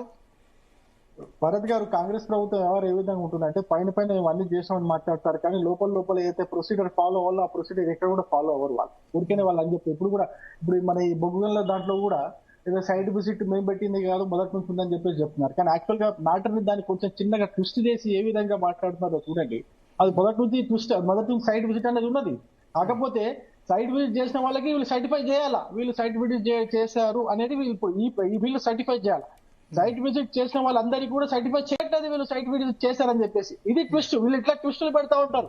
ట్విస్టులు పెట్టి దాన్ని కొంచెం మార్చి ప్రజల్లోకి వచ్చి ఒక విధంగా మాట్లాడతారు. అసలు యాక్చువల్ గా ప్రొసీడర్స్ ఏదైతే ఫాలో అవ్వాలో ఆ విధంగా ఫాలో అవ్వరు. ఇది కాంగ్రెస్ కు అలవాటు, మొదటి నుంచి కాంగ్రెస్ కు అలవాటు. నేను అదే అంటున్నాడు. ఫోన్ ట్యాపింగ్ విషయంలో కూడా ప్రభాకర్ రావు ఆయన సుప్రీంకోర్టుకు పోయినారు, మీకు తెలుసు. ఆయన సుప్రీంకోర్టు పోతే సుప్రీంకోర్టు కూడా ఆయనకు ఫేవర్ గానే మాట్లాడింది. ఆ మధ్యలో మీకు గుర్తే ఉంటుంది. ప్రభాకర్ రావుకు సంబంధించిన కేసులు రెడ్ కార్నర్ నోటీస్ ఇష్యూ చేసినప్పుడు కూడా రెడ్ కార్నర్ నోటీస్ కంటే ముందు కాంగ్రెస్ పార్టీ ఏ విధంగా ఉండిందండి? కాంగ్రెస్ పార్టీ అసలు కదలేదు దానిపైన. వాళ్ళకి అవసరం వచ్చినప్పుడు మాత్రమే అక్కడ వాళ్ళకి ఇప్పుడు రాజకీయంగా వాళ్ళ హామీలు మర్చిపోయినప్పుడు వాళ్ళ హామీలను ప్రతిపక్షంగా మేము ప్రశ్నిస్తున్నప్పుడు ప్రజలను ఏమార్చడానికి దృష్టి మరచడానికి ఏ కేసు అయితే బాగుంటుంది అన్నప్పుడు ఒకసారి ఫోన్ ట్యాపింగ్ కేసు తీసుకొచ్చారు, ఒకసారి ఫార్ములా ఏరియాస్ కేసు తీసుకొచ్చారు, ఒకసారి కాళేశ్వరం కేసు తీసుకొస్తారు. ఇవన్నీ మామూలుగా తీసుకొస్తున్నారు. కానీ నిజంగా ఇప్పుడు నిష్పక్షపాతంగా ఈ విచారణ సాగుతుందా, విచారణ కొనసాగుతుందో ఒకసారి మీరు చూడండి, మీరు ఆలోచించండి. ఇది ఖచ్చితంగా రాజకీయంగా వాడుకోవడానికే తప్ప, రాజకీయంగా వాళ్ళ అవసరాలకు తగ్గట్టుగా వాడుకోవడానికి తప్ప ఈ కాంగ్రెస్ ప్రభుత్వం చిత్తశుద్ధితో ఫోన్ ట్యాపింగ్ కేసు కావచ్చు, ఈ వేరే ఏ కేసు అయినా కావచ్చు, దాని చిత్తశుద్ధితో వాటిని విచారించి దోషులను శిక్షించే పని కాంగ్రెస్ పార్టీ చెయ్యదనేది మనకు చాలా స్పష్టంగా అర్థమైపోయింది. ఇప్పటికే కావాల్సినప్పుడు వాడుకుంటా ఉంటారు. ఇప్పుడు ఇంకోటి టీఆర్ఎస్ వాళ్ళు కూడా ఏం చేస్తారు, ఇప్పుడు వాళ్ళు తానా అంటే వీళ్ళు తందానా అంటారు. జూబ్లీహిల్స్ పోలీస్ స్టేషన్ ముందో ఇంకొక సిట్ అధికారుల ముందో పోయినప్పుడు అంతా రోడ్లన్నీ బ్లాక్ చేసి హంగామా చేస్తుంటారు. హంగామా చేసేసి వీళ్ళ సింపతి వీళ్ళు కొట్టుకోవడానికి వీళ్ళు ప్రయత్నం చేస్తుంటారు. వాళ్ళు ఏదో వాళ్ళకి అవసరం వచ్చినప్పుడు దాన్ని వాళ్ళు వాడుకుంటా ఉంటారు. మధ్యలో తెలంగాణ ప్రజలు పిచ్చోళ్ళు అయిపోతుంటారు. ఇప్పుడు ఇదే డ్రామా నడుస్తూ ఉంటది. ఇప్పుడు మనం ఇట్లా టీవీలలో కూర్చొని మాట్లాడుకుంటా ఉంటాం, అన్ని మాట్లాడుకుంటూ గంటలు చర్చలు చేసుకుంటా ఉంటాం. ఎప్పుడైనా జరిగేది ఎట్లా జరుగుతుందండి? నేను ఇంకో విషయం కూడా ఇంతకుముందు వీళ్ళు మాట్లాడినప్పుడు నేను చెప్పాలనుకున్నా, ఎప్పుడైతే ఫోన్ ట్యాపింగ్ ఇష్యూ వచ్చిందో కాంగ్రెస్ ప్రభుత్వంలో ఏదైతే సిట్టు వేశారో సిట్టు సంబంధించినటువంటి అధికారులను ఇప్పటికి 2 సార్లు మార్చాల్సిన అవసరం వచ్చినప్పుడు దానికి సంబంధించిన కేసుకు సంబంధించిన అప్పటి వరకు జరిగినటువంటి విచారణ, సాక్షుల వాంగ్మూలము, దాని తర్వాత ఎవరెవరినైతే అరెస్ట్ చేశారో వాళ్ళ వాంగ్మూలాలు ఇద్దరిని కలిసి కూర్చోబెట్టి సాక్షులు ఇప్పుడు కేటీఆర్ గారిని పిలిచారండి. పిలిచినప్పుడు కేటీఆర్ గారు ఉన్నట్టు లేదా హరీష్ రావు గారు ఉన్నట్టు సాక్షులు అయితే వాంగ్మూలం ఇచ్చారో, అంతకుముందు ఇప్పుడు డీజీపీ గారు నాకు రిపోర్ట్ చేయాలని చెప్పారు. మరి అంతకుముందు ఉన్నటువంటి హోమ్ మినిస్టర్ గారు కూడా ఉన్నారు. వాళ్ళందరినీ కూర్చోబెట్టి విచారణ చేస్తున్నారు. వీళ్ళేమన్నా ఒక్కొక్కరు ఏదో టైం పాస్ చేయాలా, అందులో 4-5 గంటలు 6 గంటలు 7 గంటలు ఏముంటుందండి 6-7 గంటలు మాట్లాడడానికి? ఒక్కనే నిల్చోబెట్టి ఒక్కనే కూర్చోబెట్టి 7 గంటలు ఏం ప్రశ్నలు వేస్తారు, ఎన్ని సమాధానాలు తీసుకుంటారు? ఎవరైనా 2-3 ఎవరైనా సాక్షులను కూర్చోబెట్టి ఆ విధంగా వాంగ్మూలాలు తీసుకోవడం, ఆ విధంగా విచారణ చేస్తే ఏమన్నా రిజల్ట్ బయటకు వస్తుంది. కానీ నిజంగా రిజల్ట్ ఓరియంటెడ్ గా పనిచేస్తే వీళ్ళు ఖచ్చితంగా ఇప్పుడు ప్రణీత్ రావుని లేకపోతే ప్రభాకర్ రావుని వాళ్ళ ముందు కూర్చోబెట్టి మాట్లాడిస్తారు, కానీ అక్కడ విచారణ చేస్తారు. కానీ ఏదో ఒకళ్ళు పిలిచేసి కూర్చోబెట్టి మాట్లాడితే రిజల్ట్ వస్తుందండి? ఏదైనా విషయాలు బయటపడతాయా? భరత్ గారు ఒక్కసారి ఆలోచించండి. దీన్ని బట్టి మనకు అర్థమవుతుంది ఏంటంటే కాంగ్రెస్ పార్టీ కూడా ఈ యొక్క విచారణకి ఏదో టైం పాస్ కి ఏదో ఒక సీరియల్ లాగా నడిపించాలా, మనకు అవసరం అవుతుంది, మున్సిపల్ ఎలక్షన్స్ వచ్చినాయి అందుకే ఇది తీసా అని చెప్పేసి బీఆర్ఎస్ వాళ్ళు అంటున్నారు.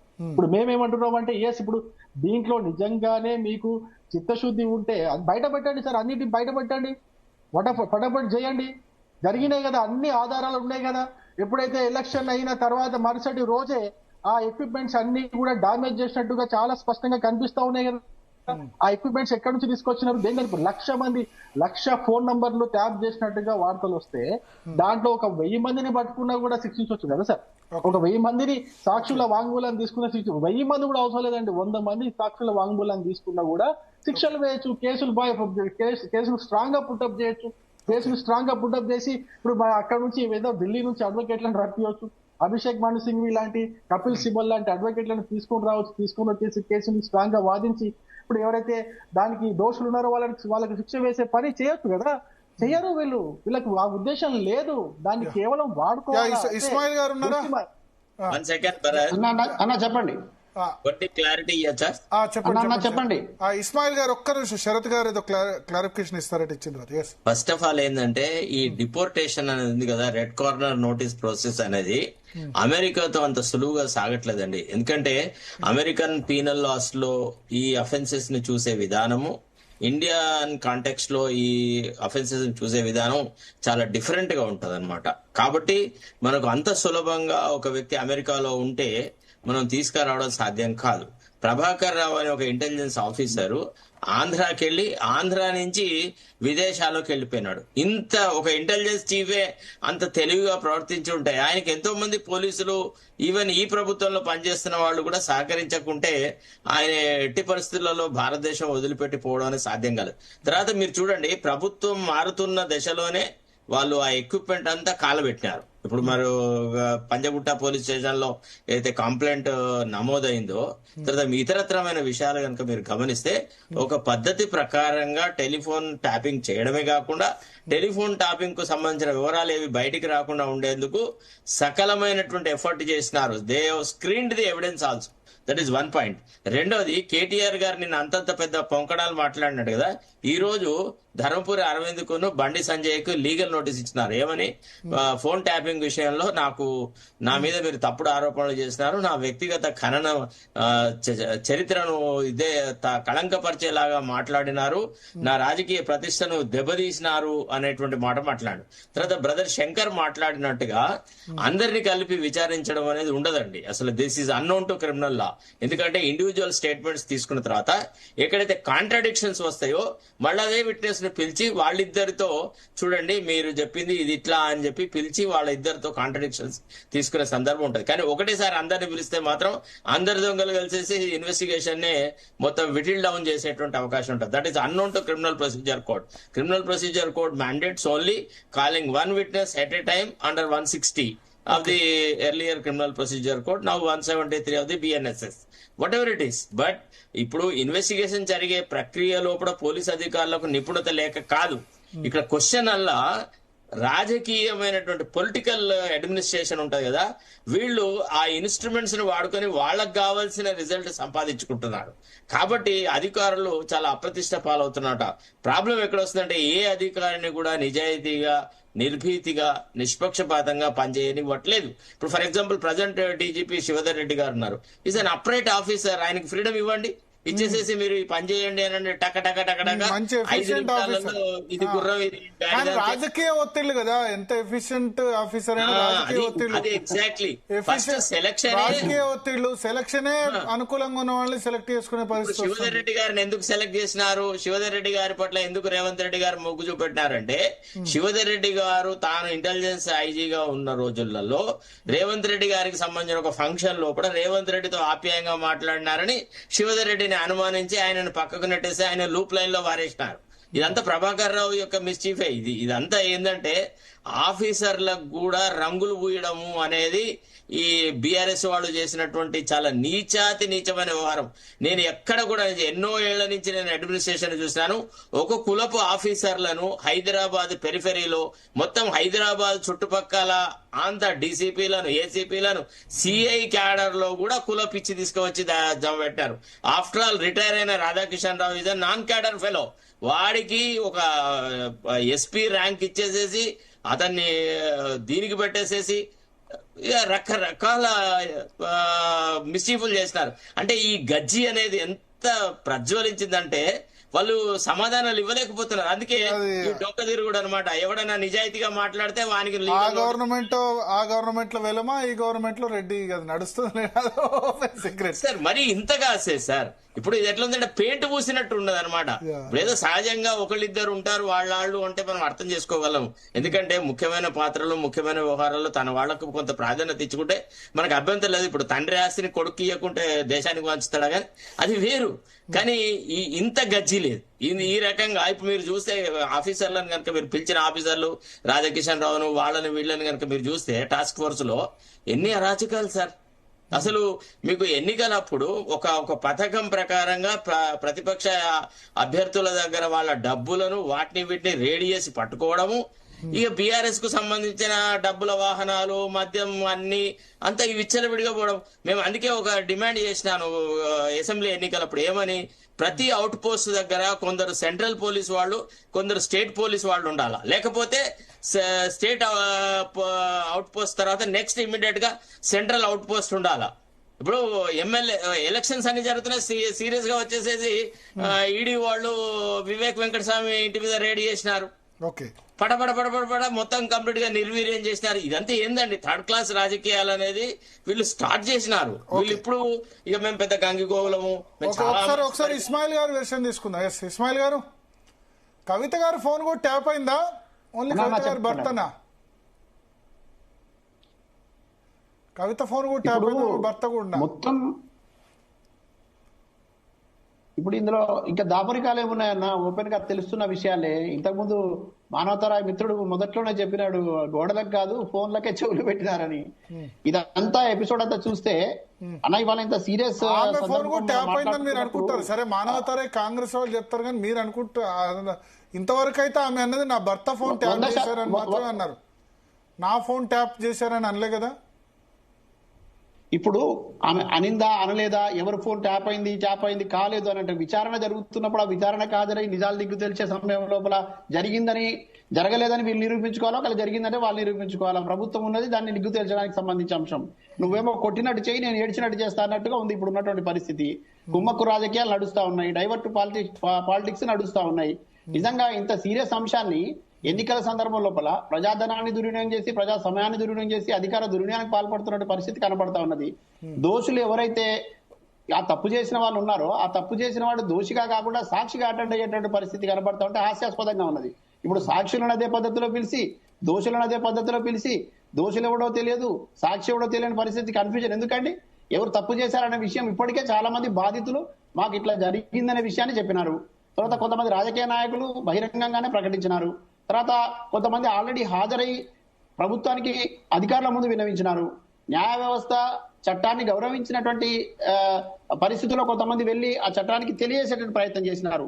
నిజాన్ని నిగ్గు చేయాల్సిన బాధ్యత ప్రభుత్వానిది, ప్రభుత్వ యంత్రాంగానిది.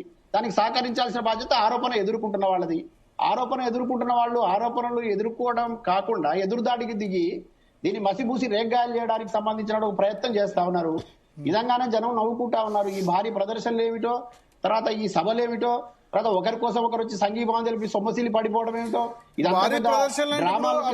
అప్పట్లో కవిత విచారణ పిలిచినప్పుడు కూడా బీఆర్ఎస్ ఇట్లే ప్రదర్శన జరిపి ఎక్కడున్నారు చెప్పండి? ఇంట్లో నుంచి ఒంటరిగా పంపించినారు సార్.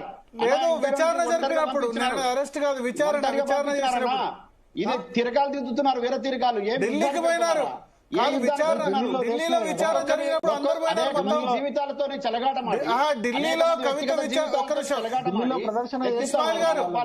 ఇస్మాయిల్ గారు ఢిల్లీలో కవిత విచారణ జరిగినప్పుడు కూడా కేటీఆర్ హరీష్ రావు మొత్తం టీఆర్ఎస్ కేడర్ అంతా ఢిల్లీ పోయింది. ఎందుకు పోలేదు అప్పుడు?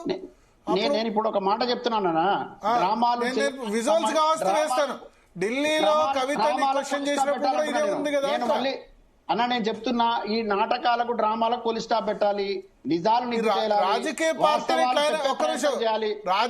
పార్టీలో ప్రచారం చేసే పరిస్థితి రాకూడదు. రాజకీయ పార్టీలు ఎట్లయినాయంటే ఇప్పుడు సోనియా గాంధీ రాహుల్ గాంధీని ఈడీ విచారిస్తే మొత్తం ఈడీ ఆఫీసుల ముందు కాంగ్రెస్ పార్టీ ధర్నా చేస్తుంది. కేసీఆర్ కాళేశ్వరం విచారణ చేస్తే వాళ్ళు వెంట వస్తారు. ఇప్పుడు కేటీఆర్ అయితే వాళ్ళు వచ్చారు. మీరు కవిత విషయం మీరు మర్చిపోయినారు. ఢిల్లీలో ఈడీ చేసినప్పుడు సేమ్ అదే బీఆర్ఎస్ చేసింది. అన్న ఇక్కడ బాధాకరమైన విషయం ఏమిటంటే ఎవరైతే రాష్ట్రంలో అధికారంలో ఉండి అవకాశం చేతిలో ఉండి కూడా సద్వినియోగం చేసుకోకుండా వ్యవహరిస్తున్నటువంటి కాంగ్రెస్ పార్టీని చూసి జాలిపడాలా తెలియట్లేదు.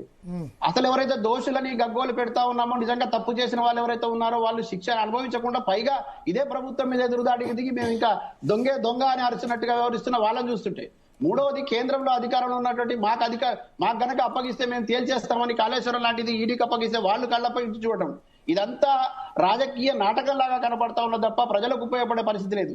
ఈ సమయం వృధా చేసే కంటే కూడా నిజాలను నిగ్గు తేల్చడంలో శ్రద్ధ పెట్టాలని నేను కోరుతా ఉన్నా.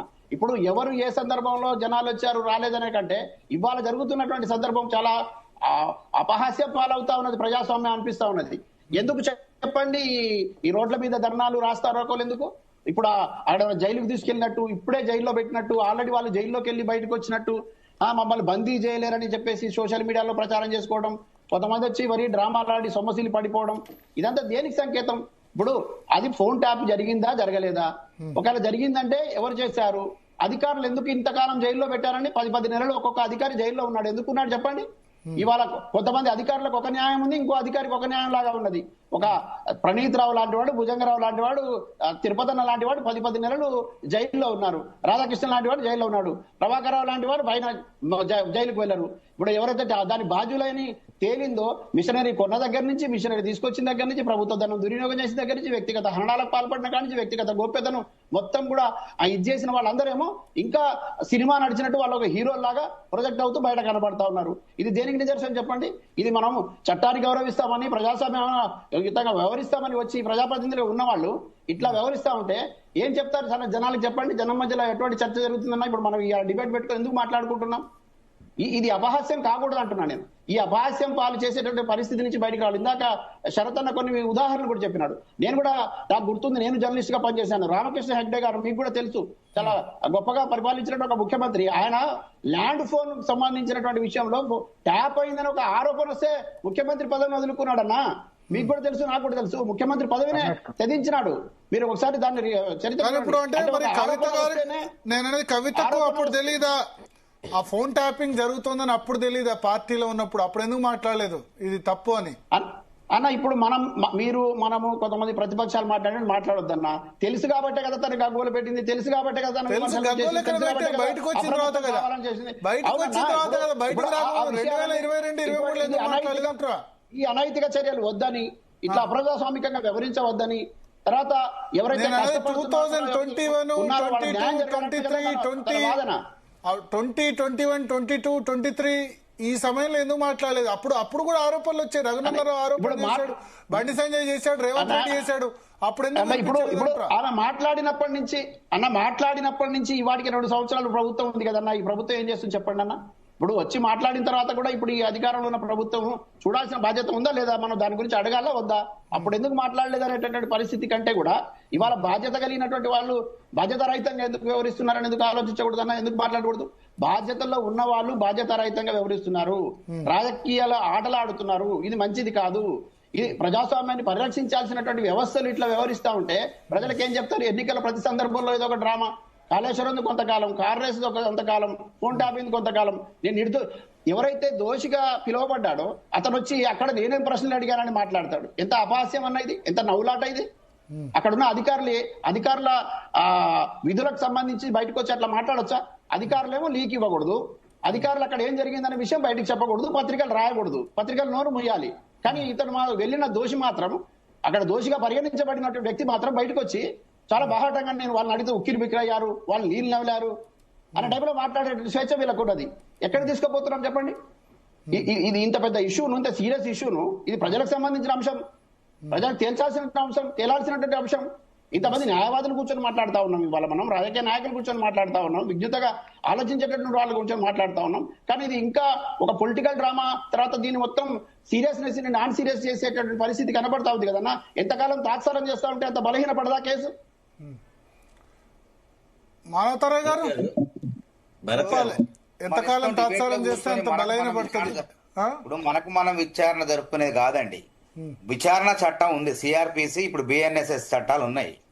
ఆ చట్టం ప్రకారమే పోలీసులు ముందుకు పోతారు తప్ప వాళ్ళ సొంత తెలివితేటలతో ఎవరు ముందుకు పోరు. కుమ్మక్కు రాజకీయాలు అంటున్నారు. కుమ్మక్కు రాజకీయాలు కాంగ్రెస్ కి అవసరం లేదండి. మీ కవిత గారే చెప్పారు, బీజేపీ బీఆర్ఎస్ లో విలీనం, బీఆర్ఎస్ బీజేపీలో విలీనం కాబోతుంది అని కవిత గారు చెప్పారు. దాన్ని బలపరుస్తూ సీఎం రమేష్ గారు బల్లగుద్ది నిరూపించారు ప్రెస్ మీట్లు పెట్టి. కాబట్టి కాంగ్రెస్ ఇచ్చిన వాగ్దానాలతో పాటు 6 గ్యారెంటీలతో పాటు గతంలో బీఆర్ఎస్ నాయకులు చేసిన అవినీతిని వెలికి తీస్తున్నాం. వెలికి తీయడం అంటే ముఖ్యమంత్రి గతంలో కేసీఆర్ గారు ఏది ఎమ్మెల్యేల ఎర కేసులో ఫామ్ హౌస్ లో గనక ఆయనే ముఖ్యమంత్రి, ఆయనే విచారణ అధికారి, ఆయనే పోలీసు, ఆయనే పబ్లిక్ ప్రాసిక్యూటర్. అంటే ఎవరు పెట్టాలని సాక్ష్యాధారుల బయట కోర్టులో జడ్జి గారి ముందు పబ్లిక్ ప్రాసిక్యూటరు మన పోలీస్ అధికారులు ప్రవేశపెట్టాలి. దాన్ని ఎమ్మెల్యేల ఎర కేసులో ఏఎన్సీడీలు హైకోర్టు న్యాయమూర్తులకు సుప్రీంకోర్టు న్యాయమూర్తులకు పంపింది. ఇంకా గమ్మత్తైన అంశం ఏంటంటే ఆ న్యాయమూర్తుల ఫోన్లు కూడా ట్యాప్ చేసిన గరుడు మాజీ ముఖ్యమంత్రి కేసీఆర్ గారు మనకు అర్థమైపోయింది. కాబట్టి నేనేమంటున్నా ఎందుకు అరెస్ట్ చేయలేదంటే ఇష్టం వచ్చి నేను చెప్పిన కదా, మన భారతదేశంలో చట్టాలు ఉన్నాయి. పారదర్శకంగా సాక్ష్యాధారాలు బలంగా అభియోగాలు నిరూపించాలంటే ఇందులో 4000 ఫోన్లు, 600 ఫోన్ నెంబర్లు, వాళ్ళందరూ గంటలు ఎందుకు పడుతుందంటే ఉత్తగ కాదు, నిజం రాబట్టేందుకు సమయం పడుతుంది. ఎందుకంటే మేము పోలీస్ స్టేషన్లో పోయినాం, జైళ్లలో ఉన్నాం కాబట్టి విచారణ పద్ధతులు, స్వతహాగా న్యాయవాదులుగా కూడా ఉన్నాం కాబట్టి మాకు కొన్ని పద్ధతులు తెలుసు. కాబట్టి మనం ఇష్టం వచ్చినట్టు మాట్లాడటం కాదు ఇక్కడ. కాబట్టి నిజం రాబట్టేందుకు పోలీస్ అధికారులు నేర విచారణ ప్రక్రియలో భాగంగా 2 నేరస్తులు గతంలో చెప్పిన వాంగ్మూలాలను దగ్గర పెట్టుకొని ఇతనేం చెప్తుండో అతనేం చెప్పిండు అనే దాన్ని బట్టి నమోదు చేసుకోవడంలో కొంత జాప్యం జరుగుతుంది. ఇది నేరం కాదు. అసలు అరెస్ట్ లేకుండా ఈ సిఆర్పిసిలో 160 కాదండి, సిఆర్పిసిలోనే 41, 42, 43, 159, 116 ప్రకారం అయితే అసలు ఎవడు చెప్పక్కర్లే, దేశపై అరెస్ట్ చేసి వేయొచ్చు కొన్ని నేరాల్లో. కానీ అట్లా కాదు, ఇది కక్షపూరితం కాదు, ఇంకోటి కాదు. నిజాన్ని రాబట్టే టైంలో అభియోగాలు నమోదు చేయాలంటే, సాక్ష్యాధారాలు బలంగా నమోదు చేయాలంటే తప్పకుండా విచారణ అనేది జరగాలి. ఎందుకంటే ఎప్పటిదాకా ఉంది ఇది? 2వ సిట్ అనేది మార్చి కల్లా ముగింపు ఉన్నది. తినబోతూ వార్తలు ఎందుకు రుచి ఎందుకు అడుగుతారు? తొందరలోనే ఉంది ముసల పండుగ. ఇప్పటి వరకు సూత్రధారుల విచారణ జరిపారు. ఎలకలే వచ్చి ఇప్పుడు నడుస్తుంది. కొంచెం తప్పకుండా మీరు వివరణ ఇచ్చినారు, బాగుంది. కానీ నేనేమంటున్నా అంటన్నా, మీలాంటి వాళ్ళు మనలాంటి వాళ్ళం ఉద్యమంలో ఉన్నప్పుడు మనం ఏం దేశద్రోహం కాదు, మీలాంటి వాళ్ళు చాలా మంది అరెస్ట్ అవుతుంటే బాధపడ్డామండి నేను కూడా. కానీ మన పట్ల మాత్రం అప్పుడు ఉన్నటువంటి ప్రభుత్వం వ్యవహరించిన తీరు అంత వేగంగా నిర్ణయాలు తీసుకొని చిత్రహింసలకు గురి చేసి ఒక దోషుల్లాగా లేకపోతే మనం ఏదో దేశద్రోహుల్లాగా మన మిత్రుల్ని కొంతమంది అరెస్ట్ చేసినప్పుడు బాధపడ్డామన్నా, ఆ ఆవేదన ఉన్నది. అయితే ఇంత ప్రజల వైపు నుంచి నిలబడ్డ వాళ్ళ పట్ల మేము అంత కఠినంగా వ్యవహరిస్తే నిజంగా ఇక్కడ దోషులని తేలి తప్పు చేసినని కళ్ళ ముందు కనపడతా ఉన్నప్పుడు తాత్సారం ఎందుకు అంటున్నారు? ఉంటాయండి. ఇది ప్రజాస్వామ్యబద్ధంగా పారదర్శకంగా ఉన్న ప్రభుత్వాలు పరిరక్షించబడాలంటున్నాను. ఈ ప్రజాస్వామ్యం పరిరక్షించబడాలంటున్నా. చట్టాలు అగౌరవపడేటట్టుగా ఉండకూడదు, అధికారులు అగౌరవపడేటట్టుగా ఉండకూడదు, ప్రభుత్వానికి చెడ్డ పేరు రావద్దు. అంటే ఇది నిష్పక్షపాతంగా వేగంగా విచారణ జరగాలని నేను కోరుకుంటున్నా. తప్పకుండా మీరు అనుకున్నట్టే మార్చి లోపే ఇప్పటి వరకు చిన్న ఎలకలు వచ్చినాయి. అసలు పందికొక్కులు కళ్ళలో దాక్కున్న పందికొక్కుల విచారణ ఉంటది. అసలు సూత్రధారులు చెర్లపల్లి చెంచల్ కూడా జైలు లెక్క పెడతారు చూడండి. చెప్పండి. ఈ మానవతరాయ్ గారు పదే కాంగ్రెస్ ప్రభుత్వం అంటే కొద్దిగా బాధ అనిపిస్తుంది సార్. ఇది కూటమి ప్రభుత్వము, తెలుగుదేశం ప్రభుత్వం సార్. తెలుగుదేశం కల్చర్ ని తీసుకొచ్చి కాంగ్రెస్ ను కలిపి కాంగ్రెస్ పార్టీని సర్వనాశనం చేసిన ఘనత రేవంత్ రెడ్డికి. బీఆర్ఎస్ పార్టీ తెలుగుదేశం నుంచి పుట్టింది. వన్ సెకండ్ బ్రదర్, తెలంగాణ రాష్ట్రంలో శరత్ గారు కేటీఆర్ గారు ఖమ్మం పోతే వైఎస్ఆర్సీపీ జెండాలు స్వాగతం పలుకుతున్నాయి. ఈ రాజకీయాలు ఉన్నది, రాజకీయాలు మనం దాన్ని ఏం చేయడం, అది కాదు సమస్య ఇక్కడ. వాళ్ళు వస్తారు, తెలుగుదేశం వాళ్ళ అభిమానం మీద వస్తారు, తప్పేం లేదు, దాని పెద్ద నేరం కాదు, ఇంకోటి కాదు. ఇక్కడ గతంలో జరిగిన తప్పులకు ఎవరు బాధ్యులు, వాళ్ళపైన విచారణ ఏ విధంగా జరగాలి, ఏ విధంగా కట్టుకదలవుతున్నారు, వీళ్ళే విచారణ అధికారులాగా పోతున్నారు. అడిగిన వాళ్ళు సత్యనారాయణ కాదు, కేటీఆర్ విచారణ అధికారులకు బయటకు వచ్చి బిల్డప్లు ఇవ్వటం. ఆ బిల్డప్లు అన్ని కూడా త్వరలోనే తేలుతాయి. ఎందుకు అవసరం లేదు, చట్టాన్ని తేలిగ్గా తీసుకోవద్దు. మీకు తెలుసు, నాకు తెలుసు. చట్టాన్ని తేలిగ్గా చులకనగా చేసిన వాడు ఆ చట్టానికే బలేదు. చిన్నప్పుడు మా స్కూళ్ళలో, గవర్నమెంట్ స్కూల్లో బెత్తం తెమ్మని మేము ఈత చెట్లు నరకొచ్చి బెత్తం మేమే దెబ్బలు తినేది. ఫస్ట్ ఎవడైతే చట్టాన్ని చులకన చేసిండో ఆ చట్టాలను చులకన చేసినో చురుకు తగులుతుంది, గుర్తుపెట్టుకోండి. లొట్టపీస్ కేసులు వీటి లొట్టపీస్ కేసు అని అవమానపరిచే వాళ్ళకి తప్పకుండా చురుకు తగులుతుంది. ఆ లొట్టపీస్ కేసు చురుకేందో త్వరలోనే తిందరు గాని విందురుగా ఏంది చురుకు తగులుతుందంటే ఏంది అరెస్ట్ చేస్తారా? చట్టాన్ని తేలిక తీసుకుంటే ఎవరైనా అంతే. ఇప్పుడు కాంగ్రెస్ చిదంబరం మీదకి వచ్చినంత వేగంగా ఈడీ సిబిఐ, సోనియా గాంధీ రాహుల్ గాంధీ మీదకి వచ్చినంత వేగంగా సిబిఐ, అదేవిధంగా మమతా బెనర్జీ గారి మీదకి వచ్చినట్టు డికే శివకుమార్ గారిని జైల్లో పెట్టినట్టు చిదంబరాన్ని జైల్లో పెట్టిన రేవంత్ రెడ్డి గారి మీదకి వచ్చిన ఐటీ సిబిఐ ఈడీలు కేసీఆర్ గారి మీద ఎందుకు రావండి? కాళేశ్వరం అరెస్ట్ చేశారండి. కవిత అరెస్ట్ అయ్యి జైల్లో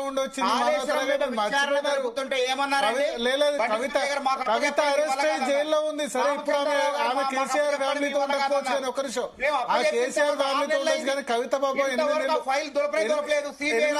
6 నెలలు 8 నెలలు జైల్లో ఉండొచ్చింది. మీరు మర్చిపోయినారు చాలా. సరే ఇప్పుడంటే కవిత వాళ్లతో లేరు, బీఆర్ఎస్ తో లేరు, కానీ మీతో సేల్ అవుతున్నట్టున్నారు. కానీ కవిత 6 నెలలు ప్రజలు కవిత వైపు ఉన్నారు. మరి ఈడీ చేయలేదా? పై నుంచి కేంద్ర ప్రభుత్వం నుంచి అది కూడా ఎవరు ఎంపీ కొండా విశ్వేశ్వర రెడ్డి గారు మీకు మిమ్మల్ని తిడితే ఈ పార్టీ వల్ల కాదు ఇంతే ఈ కుమ్మక్క రాజకీయాలు అనుకుంటారో మనకి తెలంగాణ ప్రజల పల్సన అవుతాం అని చెప్పి కొండా విశ్వేశ్వరరెడ్డి తిడతారో విశ్వేశ్వరరెడ్డి తిడతారో బండి సంజయ్ తిడతారో కాదు. అసెంబ్లీ ఎలక్షన్ లో అసెంబ్లీ ఎలక్షన్ లో వాళ్ళకి బెనిఫిట్ లేదనుకున్నారు, పార్లమెంట్ ఎలక్షన్ లో బెనిఫిట్ ఉంది కాబట్టి అరెస్ట్ చేశారు. ఇంకెందుకు సింపుల్ చెప్పాలంటే ఆ బెనిఫిట్ కనబడ్డది. కవితను అరెస్ట్ చేస్తే 8 మంది ఎంపీలు వచ్చాయి, అంతకుముందు అరెస్ట్ చేయకపోతే 8 మంది ఎమ్మెల్యేలు వచ్చారు, 8 మంది ఎమ్మెల్యేలకి పరిమితమైనారు. అరెస్ట్ చేస్తే 8 మంది ఎంపీలు వచ్చారు. Simple logic. చంద్ర గారు చాలా చెప్పండి. చంద్ర గారు ఇప్పుడు ఒక నిమిషం, ఇప్పుడు మానవతరాయ్ లేకపోతే మన ఇస్మాయిల్ గారు ఒక పాయింట్ రైజ్ చేశారు, శరత్ గారు ఇస్తాను. అదేంటంటే మీరు విచారణ జరిగేటప్పుడు వీరత్వాన్ని ఎందుకు చూపిస్తున్నారు, బొట్లు పెట్టి కేటీఆర్ కు ఎందుకు పంపిస్తున్నారు, అదేదో పెద్ద ఘనకార్యమైనట్టు ఎందుకు చేస్తున్నారని ఇస్మాయిల్ గారు అంటున్నారు. ఇప్పుడు ఇస్మాయిల్ గారికి కానీ, మనోజ్ రెడ్డి గారికి కానీ, రాయ్ గారికి కానీ మన మిత్రులకు చెప్తున్నాం ఒకటే, దీంట్లో ఇప్పుడు ఎవరి అభిమానం వాళ్ళకు ఉంటదండి. వారి అభిమానాన్ని కాదనడానికి మీరెవరు? బొట్టు పెట్టద్దని అనడానికి మీరెవరు? ఇవన్నీ అసలు అంటే మీరు అన్నట్టు మేము నడుచుకోవాలనా? ఇప్పుడు ఈ సిట్ విచారణ విషయంలో చాలా ఆరోపణలు. ఇప్పుడు అమృతకు సంబంధించిన సబ్జెక్టు వచ్చినప్పుడు దాని మీద సిట్ విచారణ చేయలేదు ఎందుకో? అట్లా అంటే మొన్నటికి మొన్న ఈ హెల్త్కు సంబంధించిన దాని విషయంలో సిట్ విచారణ లేదు. దేశంలో ఏదో పెద్ద కొంపలు మునిగిపోయినట్టు, ఏదో కొంపలు అయిపోయినట్టు ఈ కేసీఆర్ గారి మీద, కేటీఆర్ గారి మీద ఒక అభాండం వేయడానికే ఈ సిట్ కథ తయారు చేసిన తప్ప, ఫోన్ ట్యాపింగ్ అనే ఒక కథ తయారు చేసిరు తప్ప, ఇప్పుడు ఎమ్మెల్యేలను కొనుగోలు చేద్దానంటే ఫోన్ ట్యాపింగ్ చేసిండ్రు. ఈయన దొంగ నోట్లు ఇప్పుడు పైసలు పట్టుకొని ఎమ్మెల్సీని కొంటానంటే ఫోన్ ట్యాపింగ్ చేసిండ్రు. ఇది కూడా తప్పే అవుతుందా? వీటన్నింటినీ ఇప్పుడు జరుగుతున్న ప్రతిదాన్ని కూడా తప్పుగా చూడడం అనేది సరైనది కాదు. మీరు ఈ సందర్భంలో మీరు మాట్లాడేది ఎవరికైనా ఏ విధమైన మాటలు మాట్లాడేటువంటి అది సమాజంలో ఈ ప్రజాస్వామ్యంలో ఇచ్చింది. కానీ మరీ ఈ తెలంగాణ కోసం పోరాటం చేసినటువంటి నాయకులు, తెలంగాణ రాష్ట్రాన్ని తెచ్చినటువంటి నాయకులు, తెలంగాణ రాష్ట్రం కోసం ప్రాణ త్యాగానికి సిద్ధపడ్డటువంటి కేసీఆర్ గారిని ఏది పడితే అది మాట్లాడుకుంటూ ఎట్లా పడితే అట్లా ఈ పరిపాలన చేస్తామనంటే తప్పకుండా ప్రజాక్షేత్రంలో 2.5 ఏళ్ళు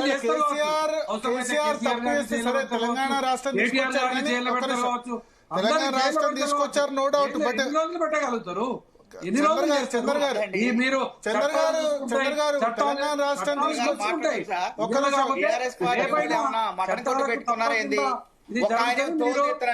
మీరు మాట్లాడినప్పుడు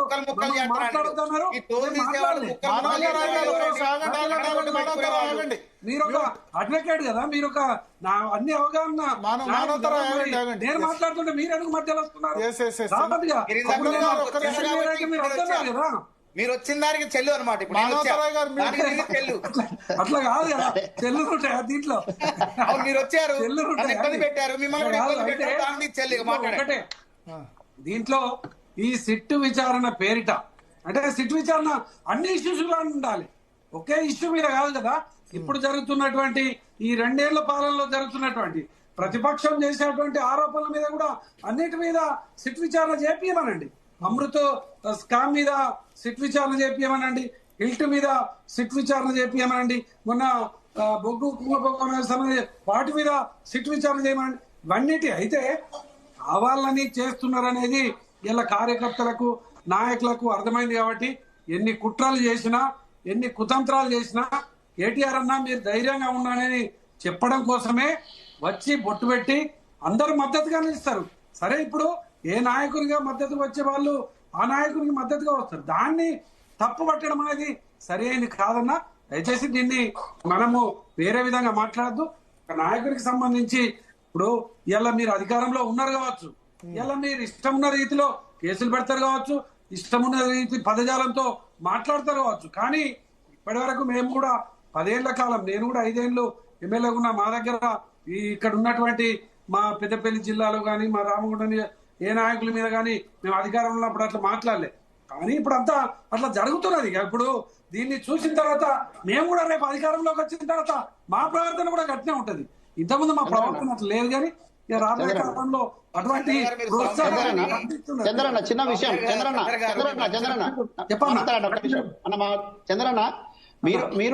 మీరు ఉద్యమకారులు నాకు బాగా తెలుసు అన్న. మీరు ఉద్యమంలో ఉన్నారు, మేము ఉద్యమంలో ఉన్నాం, మనతో ఇంకా మనకి ఈ చర్చలో లేని చాలా మంది ఉద్యమకారులు ఉన్నామన్నా. కేవలం మీరు ఇండిపెండెంట్ గా పోటీ చేయాల్సిన పరిస్థితి ఎందుకు వచ్చింది చెప్పండి అన్న. మీరు ఇండిపెండెంట్ గా ఎందుకు చేశారు? మీలాంటి వాడికి అవకాశం రాలేదన్న. కానీ మీరు ప్రజల మనిషి కాబట్టి ఆ సందర్భంలో మీరు ప్రజల వైపు నిలబడి ఇండిపెండెంట్ గా మీరు గెలిచిన తర్వాత మీకు టీఆర్ఎస్ పార్టీ దగ్గర తీసిందన్న. అంతకుముందు టీఆర్ఎస్ పార్టీ పక్కన పెట్టిందన్న. నేనేమంటున్నా అంటే మీలాంటి వాళ్ళు చాలా మంది ఆవేదన మాలో ఉండి మేము ఇట్లా మాట్లాడుతున్నా ఉన్నాం. కేవలం వాళ్ళు ఉద్యమం చేసినంత మాత్రాన ఏదో తీసుకొచ్చాం రాష్ట్రం అని క్రెడిట్ అంతా ఒకరికి కాదన్న. తప్పకుండా వర్గాలు కదిలినాయన్న. 1200 మంది అమరుల వీరులు అయినారన్న. ఇక్కడ 1200 మంది అమరుల త్యాగాల పునాదుల మీద ఈ రాష్ట్రం వచ్చిందన్న. దాంతో పాటు ఇక్కడ అనేక మంది ఉద్యమకారులు ఇల్లు గుళ్ళైంది, ఒళ్ళు గుళ్ళైందన్న. మాలాంటి వాళ్ళం ఇక్కడ బలైపోయి కూర్చున్నాం అన్న. ఇలాంటి వాళ్ళు చాలా మంది అవకాశాలు లేక నిలబడినటువంటి సందర్భం అన్న. కానీ ఇటువంటి తెచ్చుకున్నటువంటి తెలంగాణ పవిత్రతను అపవిత్రం చేసేటువంటి పరిస్థితి పాలించమన్నాం కానీ, దీన్ని సామాజిక తెలంగాణ వైపు తీసుకెళ్లమన్నాం కానీ ఫోన్లు ట్యాప్ చేసి కుటుంబాల వ్యక్తిగత జీవితాలను సర్వనాశనం చేయమని చెప్పలేదన్న.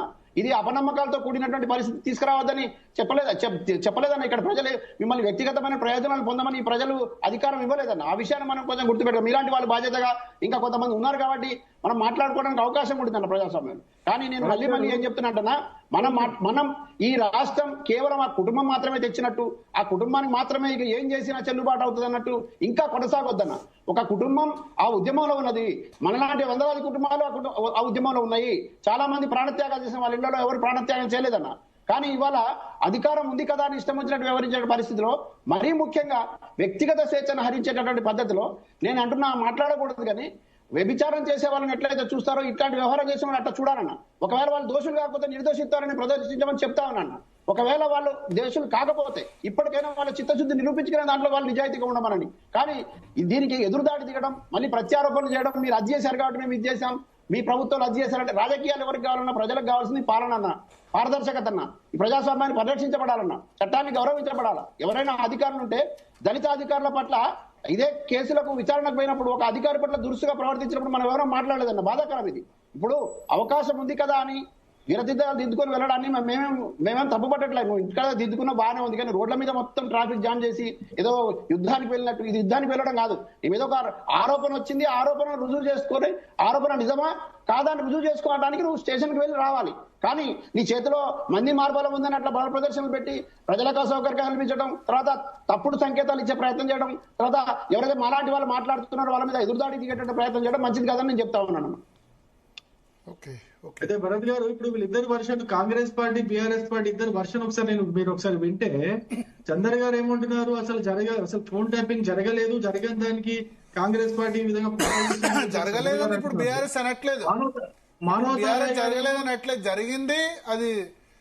అది చేసింది ఎందుకు అన్నది అవసరాల దృష్ట్యా పోలీస్ అధికారులు చెప్తారు, కానీ మాకేం సంబంధం ఉంటుంది. ఫోన్ ట్యాపింగ్ జరగలేదు. ఫోన్ ట్యాపింగ్ అన్నది బ్రిటిష్ కాలం నుంచి జరుగుతుందని క్లియర్ గా చెప్తున్నారు వాళ్ళు. అంతేనా? పేరు మీద చట్టబద్ధం, వాళ్ళ పేరు చెప్పి వ్యాపారస్తుల ఫోన్ ట్యాప్ చేయడం అక్రమం. అది సెక్షన్ల ప్రకారం టైం తీసుకుంటారు, విచారణ జరుగుతుందని చెప్పేసి అంటారు. మొత్తానికి మనకి ఫైనల్ గా అర్థమవుతుంది ఏంటంటే, ఈ విచారణ మళ్ళీ వచ్చే ఎలక్షన్ల దాకా ఈ విచారణ సాగేటట్టుకున్నది. మళ్ళొచ్చే ఎలక్షన్ దాకా కూడా అసలు ఇది రిజల్ట్ వస్తుందో లేదు అర్థమైతలేదు. కొండను తవ్వి వీళ్ళు కనీసం ఎలుకను కూడా తీసేటట్టు లేరు నాకు తెలిసి. లేకపోతే ఈ ఢిల్లీ సెటిల్ అయ్యేంత వరకు ఇది నడిపించేటట్టు కూడా ఉన్నారు. మరి ఢిల్లీ బడ్జెట్ సెటిల్ అయ్యేటప్పుడు ఢిల్లీ బడ్జెట్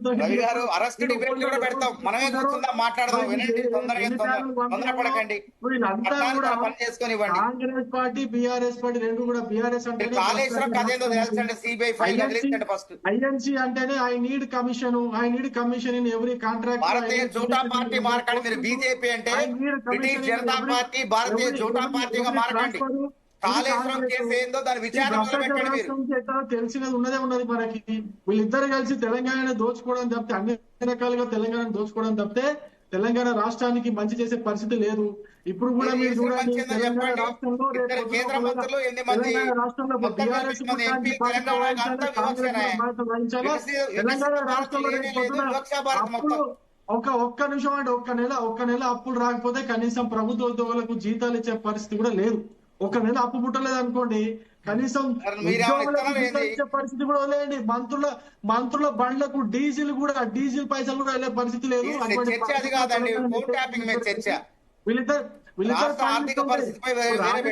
ఫోన్ ట్యాపింగ్ లో కూడా ఆర్థిక వ్యవహారం ఉన్న వాటి గురించే చేశారండి. ఫోన్ ట్యాపింగ్ మీరు మర్చిపోదు ఆ విషయం. అదే వాళ్ళ ఎవరైతే అపోజిషన్ పార్టీలకు ఎవరైతే ఫండ్ చేస్తున్నారో వాళ్ళపైనే చేసినారు. అంతేకాదు ఇప్పుడు ఎవరైతే ఫోన్ ట్యాపింగ్ చేసినటువంటి వ్యాపారులను బెదిరించి మరి డబ్బులు వసూలు చేసినారు. మళ్ళీ వీళ్ళు వసూలు చేసిందే కాకుండా మళ్ళీ ఏ పార్టీకి ఎంత తీస్తున్నారో అది కూడా ట్యాపింగ్ చేసినారు. ఇవన్నీ ఏది తీసినా కూడా ఆర్థిక వ్యవహారాలకు సంబంధం ఉంటుంది. భారతరాయ్ గారు నిద్రపోయారండి. చిదంబరం జైల్లో పెట్టినంత దూకుడుగా కేసీఆర్ గారి మీద ఎందుకు రాలేదండి సిబిఐ ఈడీలు? బీకే శివకుమార్ ని జైల్లో పెట్టినంత దూకుడుగా 10 ఏళ్ళు ఎందుకు రాలేదు? నిద్రపోయారా మరి మీరు? మీ పార్టీ మంత్రుల టెన్యూర్ అయిపోయిన తర్వాత ఎంత పక్కన వేసుకున్నామని మీరు లెక్కలు వేసుకుంటారు. అంతకు ముందు బీఆర్ఎస్ మంత్రులు వాళ్ళ టెన్యూర్ అయిపోయిన తర్వాత ఎంత పక్కన వేసుకున్నాం అని చెప్పేసి అదే లెక్కలు వేసుకుంటారు. ఆ లెక్కల్లో రేపు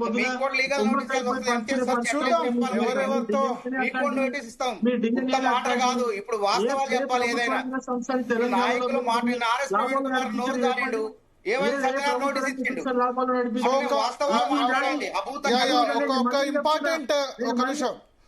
నేను మళ్ళీ చెప్తున్నా, మీ ప్రభుత్వము ఒక నెల అప్పు పుట్టకపోతే మీ ప్రభుత్వం కూలిపోయే పరిస్థితి. ఇంపార్టెంట్ ఇంతకుముందు శరత్ గారు చెప్పారు. రవికుమార్ గారు ఒక్క నిమిషం రవికుమార్ గారు మానవతారే గారు ఒక్క నిమిషం. ఒక ఇంపార్టెంట్ న్యూస్ ఇంతకుముందు శరత్ గారు చెప్పింది, దాని డీటెయిల్స్